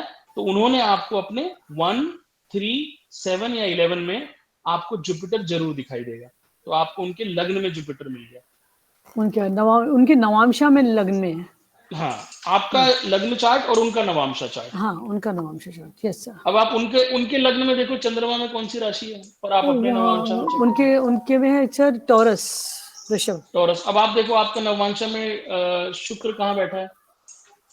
मेरा 3, अच्छा 7, 11 में है। 1, 3, 7, 11 या ओके सर देख। या उनकी राशि भी रहेगी तो भी चलेगा ना 1, 3, 7, 11 में। हाँ, अभी आ रहे हैं, सब पे आ रहे हैं, अभी आप पे भी आएंगे राजेंद्र जी। देखते हैं कि आपका 7 जन्मों का प्यार है कि नहीं है। नहीं सर, नहीं वेट करो, अभी करते हैं। कल्पना जी आप बताइए। हाँ जी, बता रही हूँ सर। आपने क्या पूछा मुझसे, वृषभ राशि कहाँ पर आ रही है? हाँ, आपके सर, नवमांशा में। मतलब मेरे नवांशा में वृषभ राशि आ रही है सर 6th हाउस में, और वीनस आ रहा है मेरे नवांशा में 8th हाउस में। और वीनस की दृष्टि कहीं पड़ रही है 3, 7, 11 पे? नहीं सर, वीनस की दृष्टि तो 1, 7 2nd हाउस में पड़ रही है वीनस की दृष्टि सर। तो फिर ये जो है मतलब हाँ। अब 7 इसको जन्मों कैसे का साथ समझा? नहीं है। नहीं, इसके दो ही मतलब हैं। हाँ देखो, अगर आपके हस्बैंड से शादी हुई है, हाँ जी तो सर। आप दोनों को काम त्रिकोण में आना पड़ेगा। अगर अच्छा। किसी एक का नहीं आ रहा है, मतलब हाँ। आपका टाइमिंग या आपके हस्बैंड का टाइमिंग 1-2 मिनट से इधर उधर है, डिफरेंट हो सकता है। डिफरेंट हो सकता है। पराशर ऋषि ने बहुत क्लियर बोला है कि अगर नवांशा में कोई चीज नहीं हो रही है, इसका मतलब आपका जन्म का समय में थोड़ी सी रेक्टिफिकेशन। अच्छा। अभी मेरा लैपटॉप में कुछ गड़बड़ आ रही है, नहीं तो मैं खोल के देखता। चलिए राजेंद्र जी आपका करते हैं। अच्छा, एक और चीज होती है इससे। एक बार स्टेप बाय स्टेप बता देना दोबारा से प्लीज। मुझे थोड़ा कंफ्यूजन है। हाँ, please। चारू जी आप बताओ, आप अपने हस्बैंड का चंद्रमा किस राशि में? लग्न चार्ट में, राइट? लग्न चार्ट में, हाँ। लग्न चार्ट में चंद्रमा है 10th राशि में, कैप्रिकॉर्न में, 10। मकर राशि। तो मकर राशि हुई ना। तो आपके हस्बैंड का लग्न चार्ट में चंद्रमा मकर राशि, मतलब मकर राशि आपके हस्बैंड की। अब शनि, आप अपने नवांशा में शनि चेक करो। 1, 3, 7, 11 पे आ रहा है, या उसकी दृष्टि आ रही है, या उसकी राशि चेक करो। शनि नवांशा में चेक करना है ना मुझे मेरे नवांशा आपकी में करना। हाँ जी, शादी आपकी हुई ना। नहीं, मतलब मैं वो लग्न चार्ट और नवांशा में कंफ्यूज हो गई। अच्छा, शनि उनका शनि की लग्न, दृष्टि। आपका नवांश।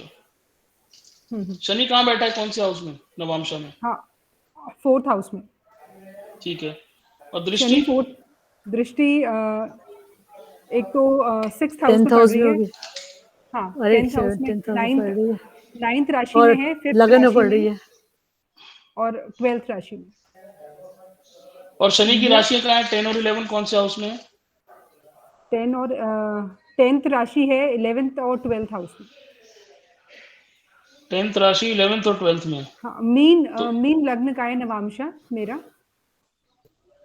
हाँ, तो आपका शनि की राशि 11th हाउस में आ गई ना, हाँ, नवांशा शनि में। की राशि 11th हाउस में है। हाँ, मकर हाँ, तो राशि। आपका 7 जन्मों का एक सेट हो गया मामला। 1, 3, बढ़िया है। 7, 11। अच्छा, 11th अगले हाउस। जन्म में भी यही मिलेंगे। अब अगले जन्म में भी आपको कोई राठी साधु चांस? मिलेंगे। कोई चांस नहीं है चेंज होने हम का। लोग किसी और को ट्राई करेंगे। अच्छा, इसमें एक और चीज होती है। सपोज मिलन जी की लाइफ में कोई लव अफेयर था, मान लो 2 साल 3 साल पहले, और वो लड़की से मिलन जी का ब्रेक ऑफ हो गया सपोज।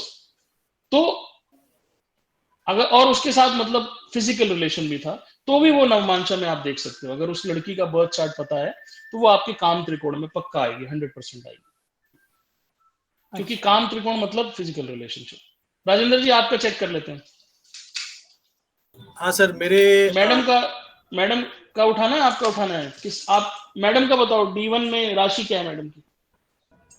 चंद्र राशि ना सर।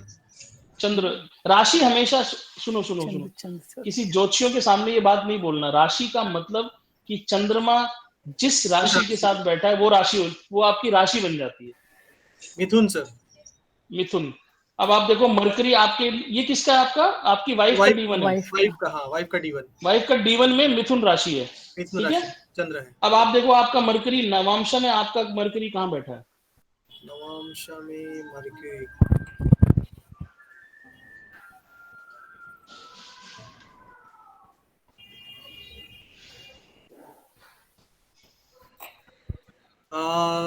नवांशा मरकरी ऋषभ में बैठा है सर, सेकंड हाउस में, ऋषभ राशि में, सेकंड राशि में। सेकंड राशि में। और मरकरी की राशियां कहाँ कहाँ बैठी हैं, मरकरी की राशियां है मेष थर्ड को हाउस दृष्टि में। दे रहा है। वो हो गया काम, आपका बस हो साथ गया, हो जन्मों गया, का साथ है सर। हो गया, हो गया, हो गया, क्लियर है, क्लियर है, क्लियर है। सर थोड़ा मैंने क्या बोला, राशि या तो 3rd 7 11 में बैठी हो, या खुद मरकरी बैठा हो, या वो दृष्टि दे रहा हो, 3 कॉन्सेप्ट हैं, 3 में से कोई भी लगेगा तो मतलब सेट है मामला। थोड़ा हाँ, शिफ्ट ही दृष्टि कर भी सकते हैं सर, फोर्थ में लेके ना। भाभी जी सुन रही है या नहीं? अभी फोन करती हूँ, मैं भी ये कहने वाली थी, अभी फोन करते हैं। महावीर जी आपने चेक कर लिया? एक बार कल्पना जी का दोबारा करो, पता है सिंस थोड़ी सी कंफ्यूजन थी मेरे ख्याल से, आई होप। किसका करें, कल्पना जी का? हाँ एक बार दोबारा चेक करो, बिकॉज राशि चेक नहीं करी थी शायद, दृष्टि राशि तो चेक करी चेक थी। नहीं चारों राशि ही चेक करी है। मेरे Okay. हस्बैंड के चार्ट में तो पक्का पक्का वो आ रहा है पूरा कि लाइक मेरी राशि उनके लग्न में आ रही है। तो कल्पना जी हस्बैंड ने आपको डिसाइड कर लिया मुझे ये बीवी चाहिए, पर आप कह रहे हो कि नहीं नहीं थोड़ी सी एडवेंचर करेंगे हम मैं अगले तो अगले कहती भी हूँ बर्थ सर, में। जैसे अगर साजन में साथ है, मैं तो कहती नहीं, लेट मी देख, इस जन्म में भुगत लिया, अगले जन्म में किसी और को ट्राई करने दो। हाँ, तो आपकी तरफ से ये है कि नहीं नेक्स्ट जन्म में कोई और ट्राई करते हैं। गुड। तो ये हमारे नवमांशा का आनंद है कि इस तरह की चीजें हम कैलकुलेट कर सकते हैं।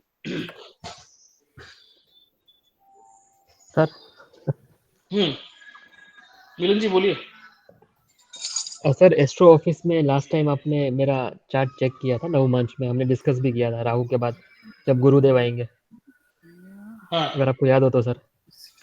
तो सर वही सेम चीज अगर हम पराशर में कर रहे हैं ना, जो कि राहुल कौशिक जी ने भी पराशर में किया था मेरा, तो वहां पे राहु केतु 6-12 में आ रहे हैं। ओके, तो अगर मैं नवमांशा की भी बात करूँ ना, तो Rahu is with Guru now in 11th house and शुक्र देव के साथ केतु देव आ गए 5th हाउस में। तो मैं कौन से सॉफ्टवेयर को फॉलो करूँ या कौन से चार्ट को फॉलो करूँ, वही एक कंफ्यूजन हो रहा है। एस्ट्रो अच्छा देखो, आपको नवमांशा मैन्युअली कैलकुलेट करना आता है, हमने सीखा है। हाँ सर, हमने आप सीखा है। मैन्युअली कैलकुलेट करके देखो, आपको पता लग जाएगा कौन सा सॉफ्टवेयर सही है। ओके, इसीलिए मैंने मैनुअल सिखाया था। जैसे एस्ट्रो सेज करके एक फ्री वाला सॉफ्टवेयर है ना, उसका नवमांशा बिल्कुल गलत होता है। ओके, उसकी नवमांशा की कैलकुलेशन पे आप यकीन मत करो। तो जैसे कल्पना जी का मैच नहीं कर रहा, तो ये कई बार सॉफ्टवेयर की प्रॉब्लम भी हो सकती है, थोड़ा डिग्री इधर उधर होने से ना। कल्पना जी हमने ना मैनुअली भी सीखा था। हाँ आप जी। अगर पुराने वीडियो देखेंगी हाँ, तो वो बड़ा सिंपली 159 आप करके, हाँ मेरे हाँ को हाँ हाँ। आप नवमांशा निकाल सकती हैं बहुत आसानी से, ठीक है ना। तो ओके जी, सर, अब हम हाँ तो सर बोलिए बोलिए। मेरे केस में सर अगर हम लग्न राशि की बात करें तो धनु लग्न है, 7th राशि। तो आपका जन्म क्या 14-15 का है, कब का है, 15-16 का है? 22 का है सर। 22 का जन्म में ऐसा क्यों राशि संधि क्यों हो रही है? अरे 23 में भी होती है, मेरे में भी प्रॉब्लम है। 29 डिग्री पे मेरा ये कर्क राशि चालू होती है मेरे उसमें।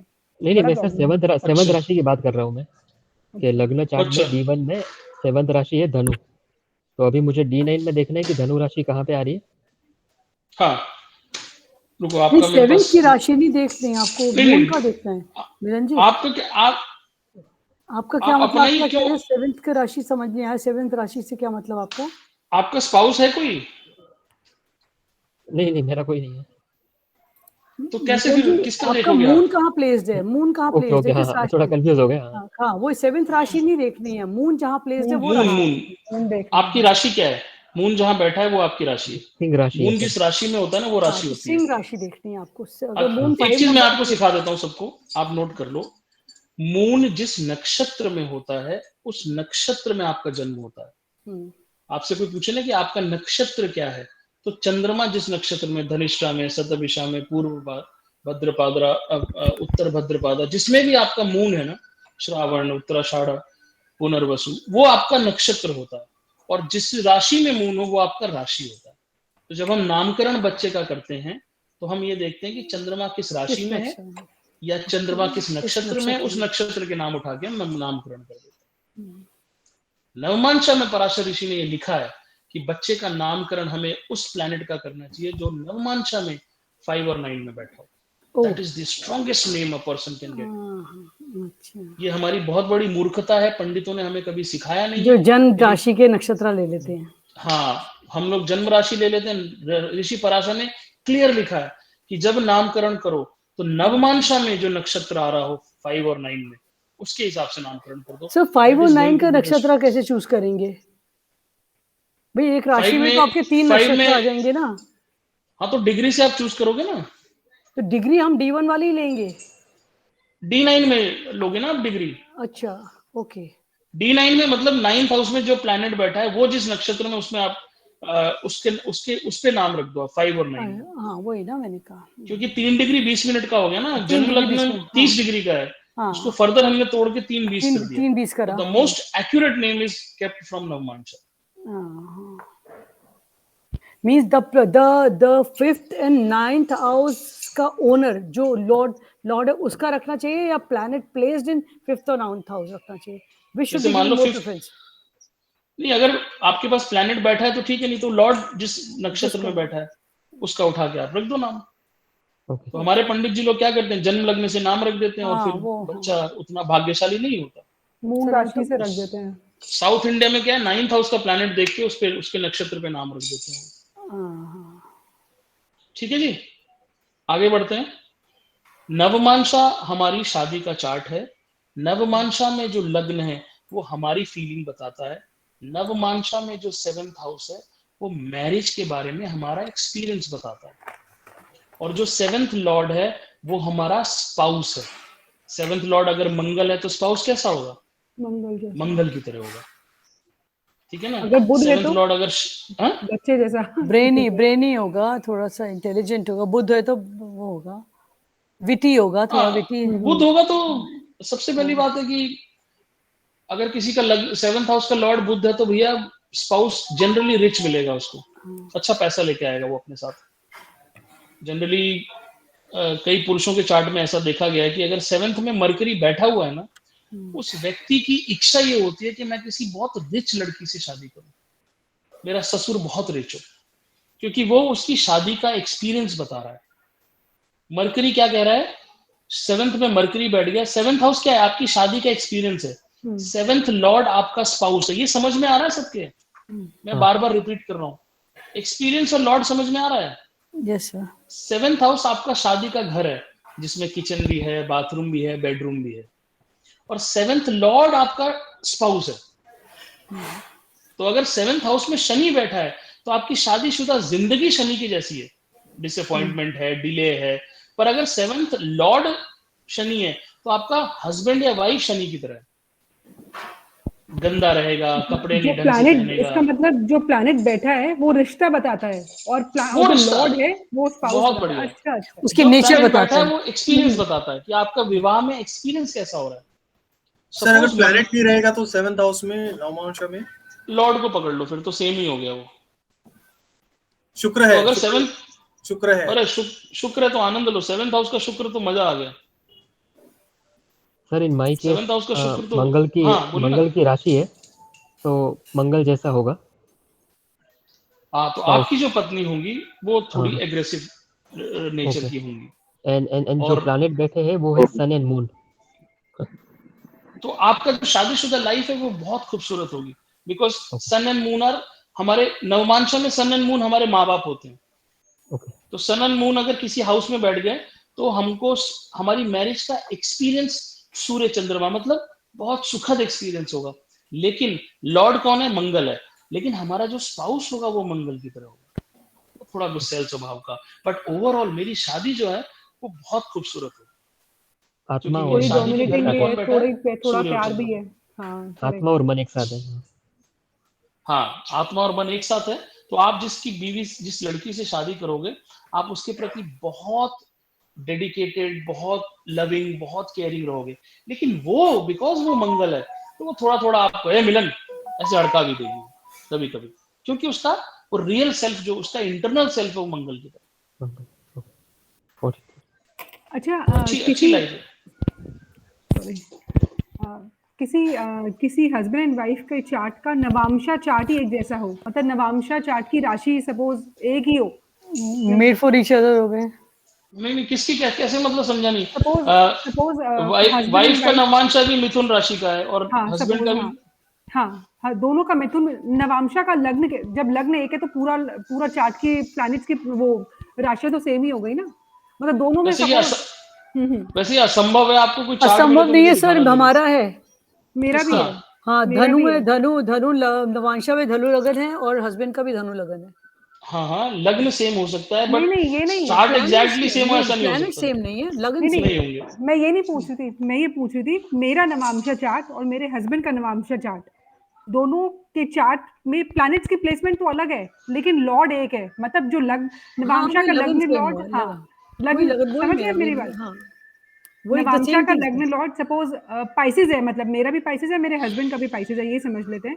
तो और 7th हाउस में कोई प्लैनेट की प्लेसमेंट नहीं है, दोनों में बुध पड़ जाता है, 6th कन्या राशि पड़ती है 6th हाउस में, तो ये भी इससे कुछ फर्क पड़ता है क्या? I mean what I meant is, ये भी कुछ बताता है क्या, कहने का मतलब ये इट्स वेरी नॉर्मल। हाँ, तो आपके हस्बैंड को भी लर्निंग का बड़ा शौक है और आपको भी लर्निंग का बड़ा शौक है। दूसरा, आपके हस्बैंड भी मतलब ऐसा सोचते हैं कि मतलब शादी के बाद उनके प्लान्स रहे होंगे कि मैं how do I increase my wealth, और आपके भी प्लान्स रहेंगे। मरकरी क्या है ना, डायरेक्टली लिंक टू वेल्थ है। हाँ शादी के बाद आप लोग दोनों के विचार ऐसे होंगे कि हम कैसे पैसा बचाएं। हस्बैंड सोचते होंगे कि अभी मैं खर्च कर लेता हूँ, मेरी शादी होगी तो मैं पैसा बचाऊंगा वाइफ के आने के बाद। दोनों में कोई प्लैनेट नहीं है 7th हाउस में। नहीं, दोनों में बुध की राशि और कोई प्लैनेट नहीं है, मतलब कन्या अच्छा, है, मतलब राशि। जनरली इसका एक बड़ा टिपिकल मतलब होता है, मरकरी जब भी 7th हाउस का लॉर्ड बन के आता है ना, अब वही ना, ये इतना सेंसिटिव चैप्टर है ना कि मैं कुछ भी कहना नहीं चाहता हूँ कि मेरे को अरे बड़ा डर मंगल लगता है। दूसरी शादी बताता है भाई, मुझे पता है ये, लेकिन इट्स जस्ट दैट कि तभी तो तो मैंने मंगल पूछा। कहाँ बैठा है आपका? मंगल कहाँ है?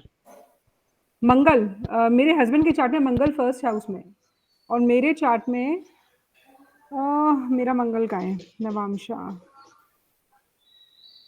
आपके लग्न में क्या है? आपका लग्न में ऑलरेडी बुध थर्ड है हाउस मेरे। में। हाँ मेरा 4th हाउस में मैं मंगल। आपसे लिंक नहीं कर रहा हूं, मैं वैसे आपको बता रहा हूं कि जिस चार्ट में भी 7th हाउस में बुध की राशि होती है, हाँ उस चार्ट में 10% 15% ये चांसेस होते हैं कि ऐसा व्यक्ति किसी न किसी लाइफ में किसी, मतलब उसको मल्टीपल पार्टनर की खोज रहती है। किस सेंस में मैं बता रहा हूं, हो सकता है वो सिर्फ बात ही करना चाहता हो कभी कभी। जैसे मान लो आपका ही केस ले लेते हैं, कभी कभी आपके हस्बैंड इतना उकता जाते होंगे आपसे कि उनको लगता होगा यार भाई मेरे ऑफिस में ये फलाना कलीग है, ये मेरे से फोन पे बात ही कर ले 2 घंटे। या आप अपने हस्बैंड से कभी ऐसे पगला जाते होंगे कि भैया आप रहने दो, मैं किसी फलाने दूसरे बंदे से बात कर लेती हूँ। ये क्योंकि मरकरी जो है ना वो मल्टीप्लिसिटी का कारण है। हाँ तो जब भी 7th हाउस में मरकरी आता है तो ऐसा व्यक्ति जरूर और अगर बहुत खराब हो जाएगा और उसके ऊपर शुक्र का भी दृष्टि पड़ रही, तो ऐसे व्यक्ति मल्टीपल पार्टनर्स भी हो जाते हैं। लेकिन अगर नहीं हो रहे तो ऐसा व्यक्ति कभी कभी हस्बैंड वाइफ चाहते हैं कि यार किसी से बात ही हो जाती दूसरा। तो ये एक जेनेरिक है, मैं आपको नहीं बोल रहा कि आपकी लाइफ में ऐसा आई गॉट होता इट, इट्स ओके इट्स है, but okay. This is a generic thing. आप देखना कभी चार्ट में ना, ऐसा आपको वो आएगा। मेरा तो खाली यही मतलब था कि ये मतलब अदरवाइज ये ठीक है ना कि सपोज अगर नवांशा का दोनों का लग्न लॉर्ड ही सेम हो, दिस इज नॉर्मल ना, I just want to ask that. कोई दिक्कत एब्सोल्युटली नहीं, नॉर्मल सेम हो चारू, सकता है। Don't worry. मेरा कुछ गड़बड़ तो नहीं है? कुछ गड़बड़ नहीं, अब I'm इतने lying साल to हो गए, you. अब क्या गड़बड़ होगी, चिंता मत करो, सब अच्छा है। बाय गॉड पराशर 25 ऋषि ने साल हो गए। पराशर ऋषि ने ये लिखा है अपने, आप खोल के देखना किताब, कि हर शादीशुदा पुरुष और हर शादीशुदा महिला लाइफ में कभी ना कभी किसी पर पुरुष से या पर महिला से जरूर अट्रैक्ट होते हैं। ये इम्पॉसिबल है कि वो अट्रैक्ट ना हो। कभी ना कभी आपके हस्बैंड से आपका झगड़ा होगा, आपको कोई पड़ोसी अच्छा लगने लगेगा, लेकिन आप उसको कंट्रोल कर लेते हो। कोई भी दुनिया में ऐसा महिला और पुरुष नहीं है जो अपने सीने पे हाथ रख के कह दे कि नहीं मेरे साथ ऐसा नहीं हुआ। ये इम्पॉसिबल है। क्योंकि पराशर ऋषि ने बहुत क्लियरली ये चीज लिखी हुई है। There are planets who are playing with your internal mind. आपकी शादी हुई होगी, आपके पहले 6 साल बहुत अच्छे बीते, 6 साल बाद आपके हस्बैंड शराब पीने लग गए, तो एक ऐसा फेज जरूर आएगा जब आप किसी पर पुरुष के साथ अट्रैक्ट हो जाते हो। जरूरी नहीं कि आप उसके साथ आगे बढ़ जाते हो, और कुछ महिला या पुरुष वो बाउंड्री क्रॉस करके आगे भी चले जाते हैं। हाँ, तो सपोज ये अगर शनि की दृष्टि टाइप्स कुछ हो गया तो पॉसिबल। आ रहे हैं, शनि पे भी आ रहे हैं। शनि बड़ा कमाल का चीज है।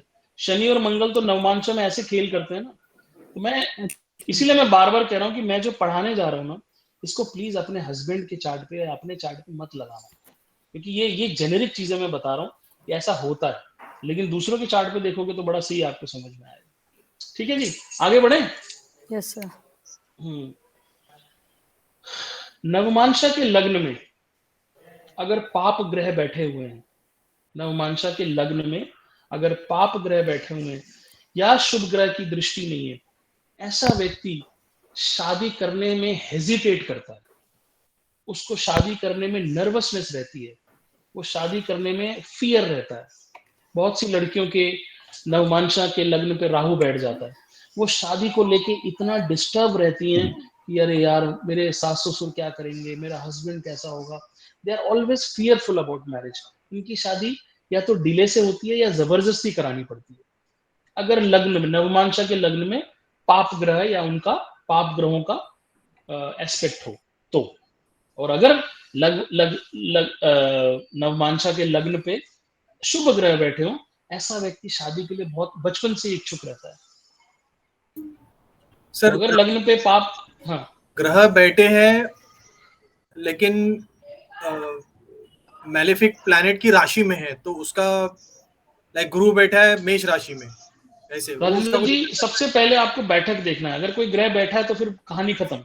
जो प्लैनेट बैठा है बस वो कैसा है, अच्छा है बुरा है, गुरु है बेसिकली। मस्त। फिर आप शादी के लिए शुरू से तैयार थे, बचपन से शादी करा दो मेरी, मुझे पत्नी चाहिए बस। तो आप पत्नी को अच्छे फ्रेंड की तरह देखते हो आप। लेकिन वही किसी के लग्न में, नवमांशा के लग्न में राहु केतु मंगल शनि, वो आदमी शादी से डरता है या उसकी शादी में अननेसेसरी डिले होता है। ठीक है, एक कॉन्सेप्ट है कारको भाव नाशम, सबने पढ़ा है। Yes sir. किसी हाउस का कारक अकेले होके उस हाउस में बैठ जाए तो उस हाउस का नाश करता है। नवमांशा का कारक कौन है, कौन सा प्लैनेट है? गुरु। नहीं, नवमांशा का कारक शुक्र है। Navamsha is all about relationship. Okay. तो बच्चों का चार्ट शायद D5 होता है या D7 होता है। D7 D7 का कारक गुरु है। हमेशा याद रखो, गुरु बच्चे देता है, गुरु रिलेशनशिप नहीं देता है। तो किसी के नवमांशा में भी ध्यान से सुनो, कारको भाव नाशम नवमांशा में कैसे होता है कि अगर शुक्र जैसा प्लैनेट जो नवमांशा का कारक ग्रह है, अगर किसी के नवमांशा के लग्न पे जाके बैठ जाएगा, उसकी शादी 99% बर्बाद है। या तो उसने डाइवोर्स दे दिया होगा, या वो कॉम्प्रोमाइज करके जी रही होगी, या उसने अपनी जिंदगी को बिल्कुल खत्म कर दिया होगा। मतलब अगर किसी के नवमांशा में वीनस आपको लग्न में दिखाई देता है, आप बिंदास बोल सकते हो कि शादी डिस्टर्ब है, क्योंकि कारको भाव नाशम हो गया। कारक ऑफ नवमांशा लग्न में जाके बैठ गया। किसी भी डिविजनल चार्ट की मैं बात कर रहा हूँ, D10 D9 D7 D5 D11 D16, कोई भी चार्ट हो, उसका कारक उस चार्ट के लग्न में बैठ जाएगा, वो खराब करेगा चार्ट को। आप कोई भी चार्ट उठा के देखना, हस्बैंड वाइफ को डिवोर्स वाला स्थिति चल रही हो, अगर उसके लग्न पे आपको शुक्र दिख गया, मतलब शादीशुदा जिंदगी में प्रॉब्लम चल उसको संजय है। हम में से किसी का लग्न में शुक्र नवमांशा में नहीं, कोई बात नहीं, अच्छी बात है, बहुत अच्छी बात है। तो नवमांशा का शुक्र अगर लग्न में बैठा है तो भैया मैरिज को या तो खराब करेगा, या उस व्यक्ति की मैरिज डिले होगी, या शादी के बाद कोई प्रॉब्लम्स होंगी। कई बार मतलब कुछ ना कुछ इश्यूज रहेंगे 100%। अगर सर ठीक है, D9 के क्लियर है? 7 में है तो प्रॉब्लम नहीं है ना कुछ? नहीं, D9 के 7 में कोई प्रॉब्लम नहीं है। D9 के 7 में भी शुक्र अगर बैठेगा ना, तो लग्न को तो दृष्टि दे रहा है वो। शादी में डिले या शादी में कुछ प्रॉब्लम तो कराएगा। लेकिन अच्छा है, 7th में अगर शुक्र बैठा है तो जब भी शादी होगी वो सपोर्ट करेगा रिलेशनशिप को, खराब नहीं करेगा। अब जैसे मान लो नवमांशा के सप्तम में शनि हो, क्या होगा? आपके रिलेशनशिप में डिसअपॉइंटमेंट्स रहेंगी, क्योंकि 7th हाउस मैंने क्या बताया, एक्सपीरियंस है। एक्सपीरियंस कौन सा प्लैनेट दे रहा है? शनि दे रहा है। तो आपके रिलेशनशिप में डिसअपॉइंटमेंट्स रहेंगी, आपके रिलेशनशिप में इंसल्ट रहेगी। आपके हस्बैंड आपको रिश्तेदारों के सामने, फ्रेंड्स के सामने आपकी इंसल्ट कर देंगे, या आप अपने हस्बैंड की इंसल्ट कर देंगे। आप नहीं देखेंगे कि सामने कौन बैठा है, कौन नहीं बैठा हुआ। अगर शनि इन 7th हाउस है, आप ये कह रहे हो ना? 7th हाउस आपकी शादी का एक्सपीरियंस है। 7th हाउस में जो प्लैनेट बैठता है, आपका शादी का एक्सपीरियंस वैसा होगा। सर अगर फीमेल के चार्ट में अगर सपोज बैठा है तो मतलब हस्बैंड इंसल्ट करेंगे, और अगर मेल चार्ट में है तो वाइफ इंसल्ट करेगी। वाइफ इंसल्ट करेंगे, हाँ, वाइफ इंसल्ट करेंगे। और अगर शनि की दृष्टि पड़ जाए तो भी सेम? क्या 3, 7, क्या चीज? 10 अगर शनि की दृष्टियां पड़ जाए 3, 7, 10 तो भी? शनि की दृष्टि तो और जहर है। अच्छा। शनि की दृष्टि में तो 250 किलो पॉइजन भरा हुआ है। हाँ, तो शनि की वो वैसे जब तीनों दृष्टि खराब होती है ना? हम ये कहते हैं 10th अब दृष्टि थोड़ी सी फ्रूटफुल होती है, पता नहीं, मैंने सुना है ये। अब कोबरा है, वो राइट से काटे या लेफ्ट से काटे, जहर तो उतना ही है उसके अंदर। हाँ, एब्सोल्युटली। 7 दृष्टि ज्यादा खराब है। थर्ड और फोर्थ, थर्ड 3, 7, 10, थर्ड और 10 थोड़ी सी कम होती है, लेकिन शनि की दृष्टि खराब है। एक सेकंड होल्ड करिएगा।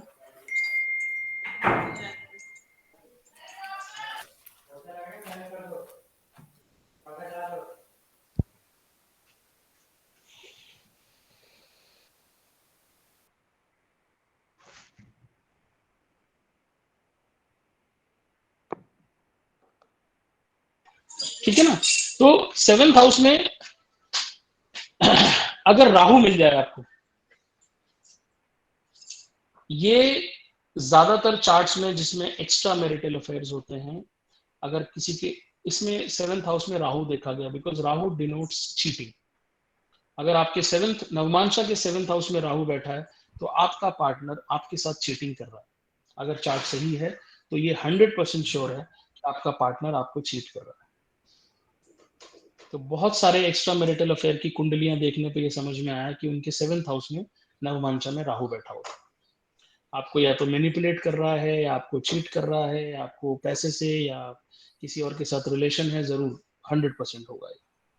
राहु इन 7th हाउस ऑफ नवमांशा, आपका स्पाउस आपके साथ चीटिंग कर रहा है। लेकिन अब अपने हस्बैंड का चार्ट देखना नहीं है, अपने बच्चे का नहीं देखना, और दिमाग नहीं खराब करना अपना। ये ज्योतिष को सेम अपने विद घर से दृष्टि बाहर कॉन्सेप्ट रखो। ऑफ राहु? सेम विद दृष्टि नहीं, कॉन्सेप्ट ऑफ राहु? नहीं, दृष्टि से नहीं। दृष्टि में शनि में गड़बड़ी है, राहु की दृष्टि से कोई लेना देना नहीं। पर अगर राहु 7th हाउस में बैठ जाता है तो डेफिनेटली आप ये बोल सकते हो। अगर राहु की दृष्टि पड़ रही है तो थोड़े बहुत चांसेस हैं, बट पराशर ऋषि ने दृष्टि के बारे में लिखा नहीं है, तो अच्छा। इसलिए अदरवाइज मैं दावे के साथ नहीं कह इफ सकता। दृष्टि का लेकिन कॉन्सेप्ट है तो मैं जानती हूँ, एक है एक्स्ट्रा मैरिटल अफेयर हाँ, जिसमें तो दृष्टि दृष्टि पड़ का रही है। कॉन्सेप्ट बिल्कुल, तो यही तो आप अगर है देखो तो ना, आपकी अगर यही तो आपकी एजुकेशन है कि अब आपने प्रूफ किया ना कि दृष्टि से भी हो रहा है। राहु की दृष्टि भी 7th में पड़ गई, मतलब भैया स्पाउस धोखा दे रहा है आपको। और बुध भी बैठा है, मंगल भी बैठा है, तो इन दैट वे बुद्ध अगर बुध बुद्ध का बैठा है। मतलब है मल्टीपल पार्टनर। हाँ, एक्चुअली बुद्ध महाराज का एब्सोल्युटली। यही काम है कि भैया आपके पति 6 फुट के हों, बहुत अमिताभ बच्चन हो, बहुत खूबसूरत हो, फिर भी आपको वो काला आदमी जो बाइक पे जा रहा है ना, उसके अंदर कुछ तो अच्छा लगेगा आपको। ठीक है जी। तो राहु जब भी 7th हाउस में होगा, अब चारू जी ने एक चार्ट ऐसा देखा है तो हम ये भी मान लेते हैं कि दृष्टि डालेगा, तो मैरिज में चीटिंग जरूर होगी, निश्चित रूप से होगी। 7th हाउस में जुपिटर बैठ जाएगा, आपका एक्सपीरियंस शानदार होगा। स्पाउस, शादीशुदा एक्सपीरियंस बहुत धार्मिक होगा। दोनों हस्बैंड वाइफ मिलके पिलग्रिमेज पे जाएंगे। दोनों हस्बैंड वाइफ बहुत समझदार होंगे। देखो, इंटेलिजेंट मरकरी होता है, गुरु समझदार होता है। समझदारी का मतलब क्या है कि आपको कब कॉम्प्रोमाइज करना है, ये नॉलेज आपको होती है। अच्छी वाइफ क्या करती है, हस्बैंड गुस्सा कर रहा है, बहुत से रिश्तेदार बैठे हैं, वो उस टाइम चुप करके बैठ जाती है। जब सारे रिश्तेदार चले जाते हैं फिर वो इकट्ठा शुरू होती है, क्यों चिल्लाए तुम उस दिन, लेकिन सबके सामने वो शांत हो जाती है। तो गुरु अगर 7th हाउस में, it denotes a beautiful relationship. लेकिन फिर हमें ये भी देखना है कि ऐसा तो नहीं कि गुरु बैठा हो लेकिन शनि की दृष्टि पड़ रही हो, मंगल की दृष्टि, तो थोड़ा सा आपको दिमागी पगलाना नहीं है कि जुपिटर दिख गया तो आपकी शादी बहुत अच्छी चल रही है, बाकी प्लैनेट्स के एस्पेक्ट भी देख लो, ठीक है ना, गुरु पीड़ित तो नहीं है, ये भी देख लो, ठीक है। मार्स बैठा हो तो 7th हाउस में मार्स बैठा हो तो आपने अपने मैरिड लाइफ में वायलेंस जरूर एक्सपीरियंस किया होगा, या तो आपके पति बहुत अब्यूजिव होंगे, गालियां देते होंगे, या हो सकता है कभी कभी हाथ भी छोड़ देते हो, और ये दोनों तरफ से, मतलब पत्नी भी बहुत अब्यूजिव हो सकती है और वो पत्नी भी बेलन फेंक के मार सकती है, ये पॉसिबिलिटी है।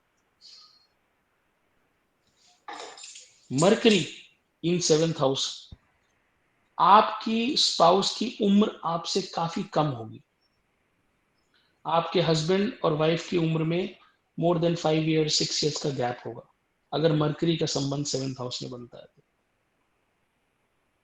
आपकी वाइफ और आपके हस्बैंड में उम्र का गैप होगा, छोटी होगी, आपका स्पाउस आपसे छोटा होगा, छोटा बड़ा ये शनि में मतलब नहीं, आप ये शनि में नहीं कहेंगे हम एज डिफरेंस? अच्छा, शनि बड़ी उम्र का में कहेंगे बड़ा, हम, शनि में बड़ा होगा, मरकरी में छोटा होगा। छोटा होगा, हाँ।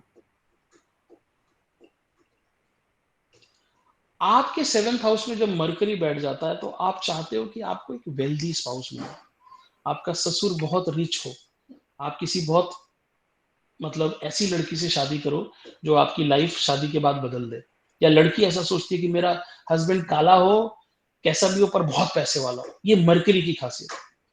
If mercury sitting in 7th house, ये आपका प्रिडिक्शन बनता है। ऑल्सो 7th हाउस में मरकरी बैठा हो तो हस्बैंड वाइफ बहुत जॉली नेचर के होते हैं, आमोद प्रमोद, कॉमेडी, बचकानी हरकतें, इधर उधर दूसरे को छूना करना, ये सब, मतलब ऐसा लगेगा ही नहीं कि बहुत मैच्योर रिलेशनशिप है। 7th हाउस में जो प्लैनेट होता है ना, आपको शादी से वो डिजायर होती है, आप वैसी शादी चाहते हो। शनि होता है तो आपने कभी ना कभी चाहा होगा कि भैया मेरे को थोड़ा शादी में डिसअपॉइंटमेंट भी देखना है, आत्मा की मर्जी है ना, वो क्या चाह ले, हमारा कंट्रोल नहीं है उस पर, ठीक है। सैटर्न, आपके 7th में सैटर्न बैठ गया तो आपका डिसअपॉइंटमेंट, इंसल्ट, पत्नी इंसल्ट करे पति की या पति पत्नी की इंसल्ट करे, ये सब चीजें आपको एक्सपीरियंस होगी।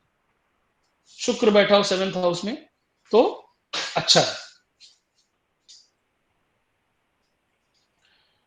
अच्छा, आपने 7th एक हाउस चीज बताई थी, जो कार्य तत्व है वो फर्स्ट हाउस से हमें फिर चेक करना है, जैसे शुक्र तो लग्न से, 7th हाउस का भी है, हाँ, लग्न लग्न, लग्न लग्न किसी भी लग्न, चार्ट के लग्न में, ठीक है, ठीक है ना। अब 7th हाउस में एक एक डिक्टम है, 7th हाउस में जितने प्लैनेट्स होते हैं ना, उस पुरुष या उस स्त्री के उतने रिलेशन होते हैं। तो अगर आपको किसी के चार्ट में 7th हाउस में काफी प्लैनेट्स मिलते हैं ना, तो भैया उस आदमी के उतने रिलेशन हुए होंगे। अब इसमें फर्क क्या होता है कि जो शुभ प्लैनेट होंगे ना, वो रिलेशन को शादी तक पहुंचा देंगे, और जो पाप ग्रह होंगे वो रिलेशन बस आई लव यू तक रह जाएगा। तो अगर किसी के 7th में 2 या 3 प्लैनेट्स हैं तो उतने रिलेशन तो उसके हुए होंगे। इस पे कोई मेरी रिसर्च नहीं है, ये पराशर ऋषि ने लिखा है कि बहू पत्नी या बहू, तो पहले जमाने में क्या होता था ना, जिससे आपका रिलेशन होता था आप उससे शादी कर लेते थे। पहले जमाने में 2 3 4 पत्नी रखने में कोई प्रॉब्लम नहीं थी, पर अब वो क्या है ना, शादी नहीं कर पाते हो तो वो बाद में व्हाट्सएप वाला प्यार बन के रह जाता है। सर जैसे benefic planets in 7th house of D9 तो will show the nature of your spouse ना, आपका नेचर थोड़ी ना होगा वैसा। Will show the experience in your marriage. Oh, The Lord of 7th house will show how your spouse is. अच्छा, The planet in 7th house will show how तो is your married life experience going on. experiences, अच्छा, ये बहुत important है, ऐसा नहीं कि Lord को पकड़ के आप एक्सपीरियंस बता दो। इन दैट वे प्लैनेट अगर बैठे हैं तो उसकी इंपॉर्टेंस ज्यादा है। बिल्कुल, बैठक तो हमेशा इंपॉर्टेंट है, हाँ, करेक्ट, ठीक है ना।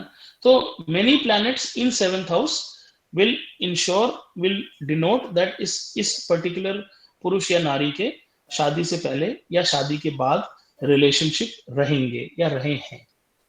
किसी का एक प्लैनेट है तो ठीक है भाई, एक ही से शादी हुई, एक ही से, लेकिन 3-4 हैं तो उसने कई रिलेशनशिप बनाए, बिकॉज 7th हाउस आपके रिलेशनशिप का एक्सपीरियंस है। तो जितने ज्यादा प्लैनेट उतने ज्यादा रिलेशनशिप। अब वो किस तरह के रिलेशनशिप है वो डिपेंड करता है कि मतलब मेलिफिक है क्या है। मेलिफिक प्लैनेट है तो आपको रिलेशन बस प्यार वाला रह के और खत्म हो गया। शुभ ग्रह है तो फिर आपकी उससे शादी होगी, इस तरह का वो होता है।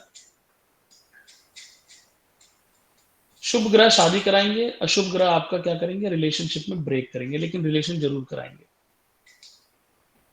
तो सपोज आपके 7th हाउस में राहु, शनि, शुक्र, बुध ऐसे प्लैनेट्स 4 बैठ गए तो आपके 4 लोगों से संबंध होंगे।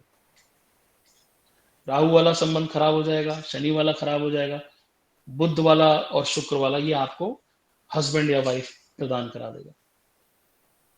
समझ गए? 2 खराब और 2 अच्छे प्लैनेट बैठ गए तो आपके रिलेशन 4 होंगे, लेकिन शादी आपकी शुक्र वाला प्लैनेट या मरकरी वाला प्लैनेट करा देगा। ठीक है, क्लियर? तो एक शुभ और एक अशुभ बैठे हैं तो आपकी शुभ वाले ने तो शादी करा दी, पर अशुभ वाला क्या करेगा, आपके दिल में फीलिंग्स रखेगा। तो शादी के बाद भी कभी कभी लोग व्हाट्सएप पे चैट करते हैं ना अपनी पुरानी गर्लफ्रेंड से, या महिला अपने पुराने पुरुष को एक बार व्हाट्सएप पे हाय हेलो भेज देती है, कैसा चल रहा है, वो थोड़ा सा रहता है after effect of that relation. ये सब 7th हाउस के प्लैनेट्स के हैं।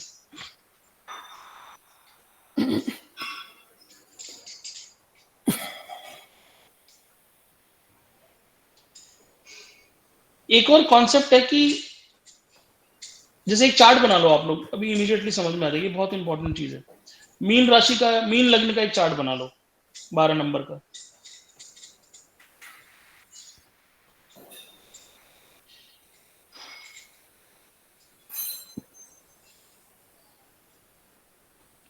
और 4th हाउस में सैटर्न मार्स बिठा दो,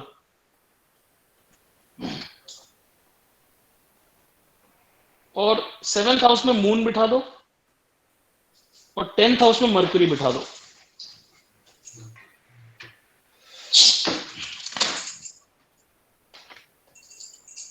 हो गया? Yes sir. अब 7th हाउस में कौन बैठा है? मून। तो शादीशुदा एक्सपीरियंस कैसा रहेगा? अच्छा। लेकिन 7th लॉर्ड कहां बैठा है?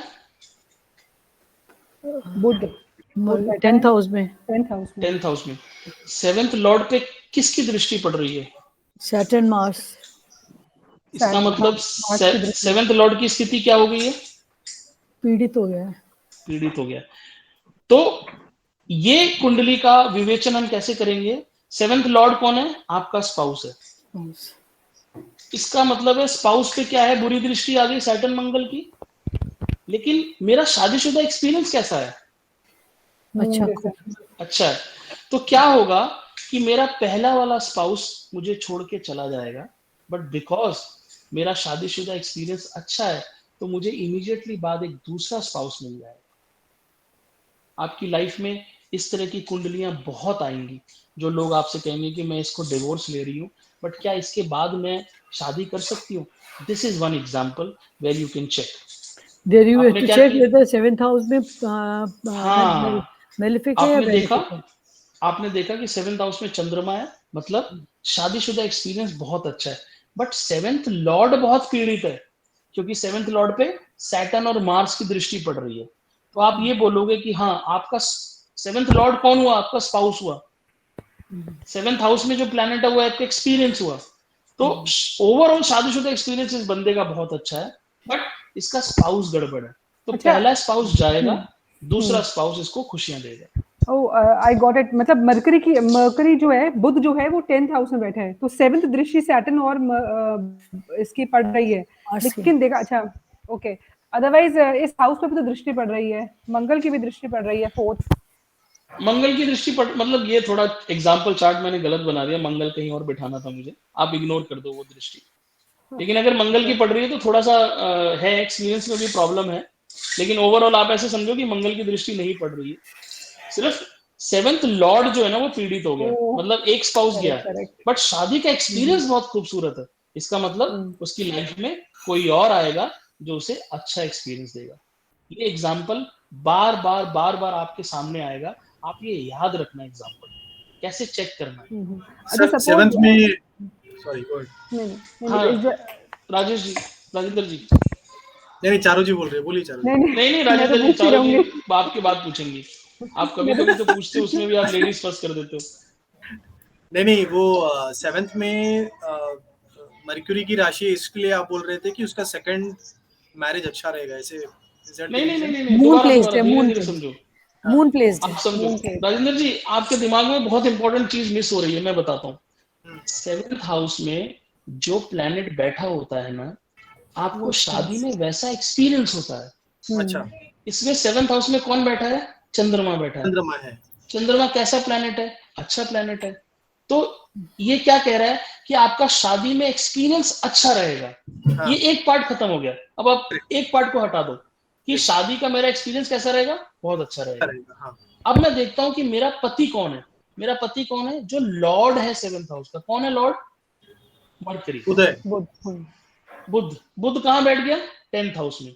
10th हाउस में लेकिन बुध पे दृष्टि देखो किसकी पड़ रही है? पहले सैटर्न और मार्स की। मार्च के। इसका मतलब मेरा जो स्पाउस है वो पूरा बर्बाद हो गया, पीड़ित हो गया। तो क्या अच्छा करेगा? मेरा एक स्पाउस मुझे छोड़ के चला जाएगा। अच्छा लेकिन बिकॉज मेरी मैरिड लाइफ का एक्सपीरियंस बहुत अच्छा है, तो मेरी लाइफ में एक और सफेद घोड़े पे सुंदर सा व्यक्ति आएगा जो मेरी लाइफ को खुशियों से भर देगा। ये प्रिडिक्शन है। मून को बट भी तो अपना क्योंकि सेकंड काम मेरी करना है। क्योंकि मेरी लाइफ का एक्सपीरियंस बहुत अच्छा है मैरिड लाइफ का, तो मेरा एक चला जाएगा तो दूसरा आएगा मेरे को खुश करने के लिए। तो ऐसा चार्ट देख के मैं उस लड़की को बट बोलूंगा सेकंड कि हाँ। सेकंड पे हम लोग कैसे बोल सकते हैं कि सेकंड जो आएगा वो, आई नो शादी का एक्सपीरियंस अच्छा है, बट सेकंड से आप सेटिस्फाई होंगे, थर्ड नहीं आ सकता। तो एक शादी में एक स्पाउस एक ही बार पीड़ित होगा ना। हाँ तो पहली बार पीड़ित हो गया तो उसके बाद सेकंड आएगा तो बढ़िया अच्छा देगा, ओके क्योंकि ओके ओके मून मुझे क्या कह रहा है कि आपका शादीशुदा एक्सपीरियंस अच्छा रहेगा। अच्छा अब एक ही आदमी से दो बार तो आप डिवोर्स नहीं लोगे ना। हाँ नहीं वो पीड़ित होने वाला जो ये है पार्ट है, वो फर्स्ट वाले के हाँ, साथ कवर हो गया, सेकंड वाले के साथ कवर होगा। सेकंड वाला आपको ब्यूटीफुल मैरिज देगा क्योंकि मून बैठा हुआ है। Okay okay. अच्छा, सेकंड मैरिज के लिए हम 9th हाउस को अदरवाइज नहीं देखेंगे, 7th हाउस ही पकड़ेंगे, राइट? नहीं, शांत गदाधारी भीम, सेकंड मैरिज एक बहुत बड़ा बवाल है और मैं समझ नहीं पा रहा हूँ कि आपको पढ़ाऊं कैसे। मेरे दिमाग में ही नहीं घुस रहा सेकंड हाउस। सेकंड हाउस हम देखते हैं, सेकंड मैरिज देखते हैं सेकंड हाउस से। पहले तो ये समझाने में आधा घंटा लगेगा कि सेकंड हाउस से क्यों देखते हैं। यही नहीं समझ में आएगा आधे घंटे तक कि सेकंड मैरिज 9th हाउस से दूसरे नहीं घर से हम देखते, कैसे देख सकते हैं। नहीं, 9th हाउस से नहीं देखते। ये नहीं मुझे अभी देखते थोड़े दिन पहले मैंने भी सुना था कि सेकंड हाउस से देखते हैं, इसीलिए मेरा भी। सेकंड हाउस से। अब मैं संक्षेप में बता देता हूँ, जिसको समझ में आ जाए अच्छी बात है, नहीं तो मैं अलग से समझाऊंगा। ये सेवेंथ हाउस हमारा मैरिज होता है, एट्थ हाउस हमारा मैरिज का मारक घर। होता है, मैरिज का मारक होता है। हाँ, तो आठवें घर में हमारी शादी खत्म होती है। तो मेरे लग्न के सामने सेवेंथ हाउस होता है, तो मेरे सामने मेरा पति होता है। तो जहां मेरी पहली मैरिज खत्म होती है ना, उसके ठीक उसके बाद। सामने मेरी दूसरी मैरिज शुरू ओ, होती है। इसीलिए सेकंड हाउस से हम सेकंड मैरिज देखते हैं। तो आपको कभी भी सेकंड हाउस देखना होता है जनरली मैरिज के कहते लिए। हैं ना कि थर्ड हाउस, जिस उसके घर का थर्ड हाउस की वृद्धि का कारक होता है, वृद्धि का बताता है, तो तभी हम लोग 9th हाउस कंसीडर करते हैं, बिकॉज 7th था, थर्ड नहीं, 9th हुआ। वो इसलिए करते थे कि हम ये मानते थे कि पहली पत्नी, फिर उसकी छोटी बहन दूसरी पत्नी, तो इसीलिए छोटी बहन हम थर्ड हाउस से देखते हैं, तो सेवेंथ का थर्ड नाइन्थ बन जाता है। ये कॉन्सेप्ट था। लेकिन अगर आपका डिवोर्स हो रहा है या आपके पति या पत्नी की डेथ हो जाती है, उस केस में हम सेकंड मैरिज सेकंड हाउस से देखते हैं। End of marriage is 8th house, separation is 6th house, end of marriage is 8th house. Marriage का मारक कौन है? 8वां घर। ओके, 7 से दूसरा है ना, तो दूसरा मारक हुआ। मैरिज खत्म कहां होती है? 8वें घर में आके। इसीलिए 8वां घर हमारे इलिसिट रिलेशनशिप का कारण है, क्योंकि मैरिज की बंधनों को तोड़ के हम फिर गलत रिलेशनशिप में जाते हैं। तो 8th हाउस से हम क्या देखते हैं? किसी का गलत, वो 4 8 12 5 8 12 एक्टिव होता है, हम बोलते नहीं कि इसका अफेयर चल रहा है बहुत तगड़े वाला। 8th हाउस सीक्रेसी भी है ना, तो सीक्रेट अफेयर्स का है। ठीक है जी, तो आज की क्लास यहीं पे समाप्त करते हैं, क्योंकि इसके बाद हमें 8वां घर पढ़ना है, और 8वां घर मैरिज में बहुत इंपॉर्टेंट है। यहाँ तक किसी को कोई क्वेश्चन हो? ये एग्जाम्पल जो मैंने बताया ना 7th हाउस वाला, मून वाला और मर्क्यूरी वाला, प्लीज इसको दिमाग में रखना, बिकॉज आपके पास अभी सैकड़ों चार्ट आने वाले हैं जो आपकी बुद्धि खोल देंगे कि भाई डिवोर्स के बाद मैं शादी करूं कि नहीं करूं, ये कैसे आप जज करोगे? ये इस चार्ट से जज करोगे, और ये आपको कहीं नहीं मिलेगा, ये कोई नहीं बताएगा आपको। ये बड़ी शानदार सी चीज कहीं से मुझे समझ में आई, और ये आप लोग समझ लो इसको। और प्लीज जो पीछे का भूल रहे हैं, प्लीज रिवीजन करो। हमारा मकसद ये नहीं है कि हम आगे बढ़ते रहे और पीछे का भूलते रहे। ज्योतिष क्या है? ज्योतिष layer by layer by layer है। कोई भी लेयर ऐसी नहीं है जो इंपॉर्टेंट नहीं है। आज नवांशा पढ़ रहे हैं तो इसका मतलब ये नहीं कि लग्न चार्ट इंपॉर्टेंट नहीं है। तो आपको लग्न प्लस नवांशा प्लस ट्रांजिट प्लस दशा प्लस अंतरदशा सब चीजें एक साथ देखनी है। तो लॉन टेनिस का मैच होता है ना, ऐसे ऐसे करते हैं लोग, ऐसे करके आपको कुंडली स्टडी करनी है। लग्न देखा, नवांशा देखा, दशा देखी, ये देखा, मतलब गर्दन आपकी 360 डिग्री घूमनी चाहिए। ठीक है जी, any question up till now? Next class में हम शुक्र के बारे में पढ़ेंगे कि नवमांशा में शुक्र क्या खेल करता है। लेस्बियन, गे, एक्स्ट्रा मैरिटल अफेयर, प्रोस्टिट्यूशन, भाग के शादी करना, ये सारा खेल शुक्र का है। अपनी मेड से रिलेशनशिप करना, ये सब शुक्र कराता है। ट्रांसजेंडर, वो क्या LGBT, जो सारा कुछ, ये सब शुक्र का खेल है। कि आदमी अपने आप को सेटिस्फाई करने के लिए, मतलब जानवरों के साथ, पुरुषों के साथ, महिलाओं के साथ, किसी के साथ भी कुछ भी कर रहा है, वो सब शुक्र का खेल है। तो हम लोग अच्छा, जाने से पहले मैं आपको एक चीज बता देता हूं। शुक्र एग्जॉल्टेड है और शुक्र डेबिलिटेड है, इसका क्या मतलब होता है ये आप अच्छे से समझ लो। शुक्र नीच का है या उच्च का है, इसका मतलब क्या होता है? बहुत लोगों की गलतफहमी होती है कि शुक्र अगर उच्च का है तो ऐसा आदमी बहुत एडवेंचरस होता है, या ऐसे आदमी के बहुत रिलेशनशिप होते हैं। ये गलत कॉन्सेप्ट है। जिसका शुक्र उच्च का है वो अपने रिलेशनशिप को प्रिजर्व करके रखता है। मतलब अगर मेरा शुक्र मीन राशि में मेरी कुंडली में बैठा है तो मेरी सिर्फ लाइफ में बस एक ही वाइफ होगी, मैं उसके साथ बहुत खुश रहूंगा। लेकिन अगर मेरा शुक्र नीच का है, मेरे बहुत सारे अफेयर्स होंगे। लोगों के दिमाग में उल्टा कॉन्सेप्ट है शुक्र के बारे में। शुक्र का मतलब रिलेशनशिप। तो शुक्र जब आपका स्ट्रांग होगा, you will be happy in your relationship. शुक्र आपका खराब हो जाएगा, you will be on the search of new relationships. तो बैड शुक्र इज, नीच का शुक्र खराब है। उच्च का शुक्र मतलब आप लॉयल आदमी है। ये गलती नहीं करनी कि किसी का शुक्र आपको उच्च का दिख जाए तो आप उसके बारे में उल्टा पढ़ाने लग जाओ कि नहीं यार इसके तो बहुत अफेयर नहीं होंगे। उसका एक ही अफेयर होगा, वो उसी से शादी करेगा, कहीं भी बैठा हो। लग्न में ना, लग्न चार्ट में ना, लग्न चार्ट की बात कर रहा हूँ, नहीं नवमांशा में भी बात कर रहा हूँ मैं, नवमांशा में भी बात कर रहा हूँ। शुक्र कहीं पे भी हो, शुक्र का कॉन्सेप्ट यही है। शुक्र क्या है? एक ब्यूटीफुल प्लैनेट है। जब वो उच्च का होता है ना, तो वो आपको अपने रिलेशनशिप से बाहर किसी और को देखने ही नहीं देगा। शुक्र क्या है? हर चीज के ऊपर है। मतलब आपका स्पाउस आपको ऐसा लगेगा कि यही अप्सरा है, यही ऐश्वर्या राय, यही परिणीति चोपड़ा, यही प्रियंका चोपड़ा। लेकिन जब शुक्र खराब हो जाएगा ना, तो कितनी भी सुंदर बीवी मिल जाए, कितना भी सुंदर हस्बैंड, आप इधर उधर रिलेशनशिप करते रहो।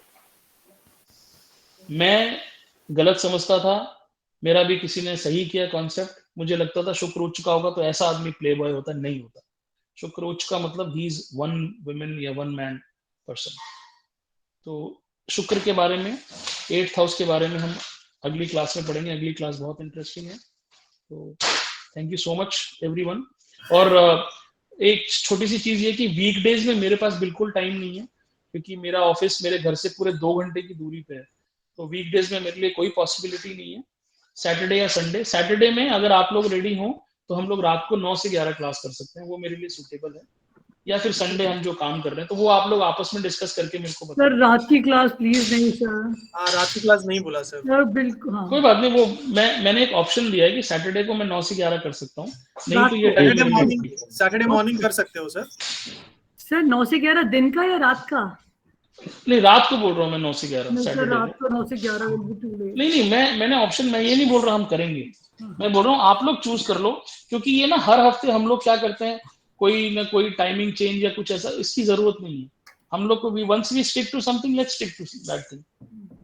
तो Okay, सैटरडे सुबह आप लोग डिस्कस कर लो। सैटरडे सुबह मेरी एक क्लास रहती है, इसलिए मैं सैटरडे दिन में नहीं कर पाऊंगा, मेरी ओके, केपी तो आई एस्ट्रोलॉजी की थिंक क्लास रहती संडे है। का ही रख लेते, जो है जो चल रहा है वही करते कंटिन्यू। हाँ, वो चल रहा है, उसको चलने दो, और ठीक बाकी है। रिकॉर्डिंग हमें मिली जा रही है हर दिन की, तो कोई ऐसी टेंशन नहीं है। Yes but yes. मैं आपको एक चीज और बताना चाहता हूँ कि अगर आपको लगता है कि आप लोग रिकॉर्डिंग से सीख जाओगे, तो ये गलत भावना है।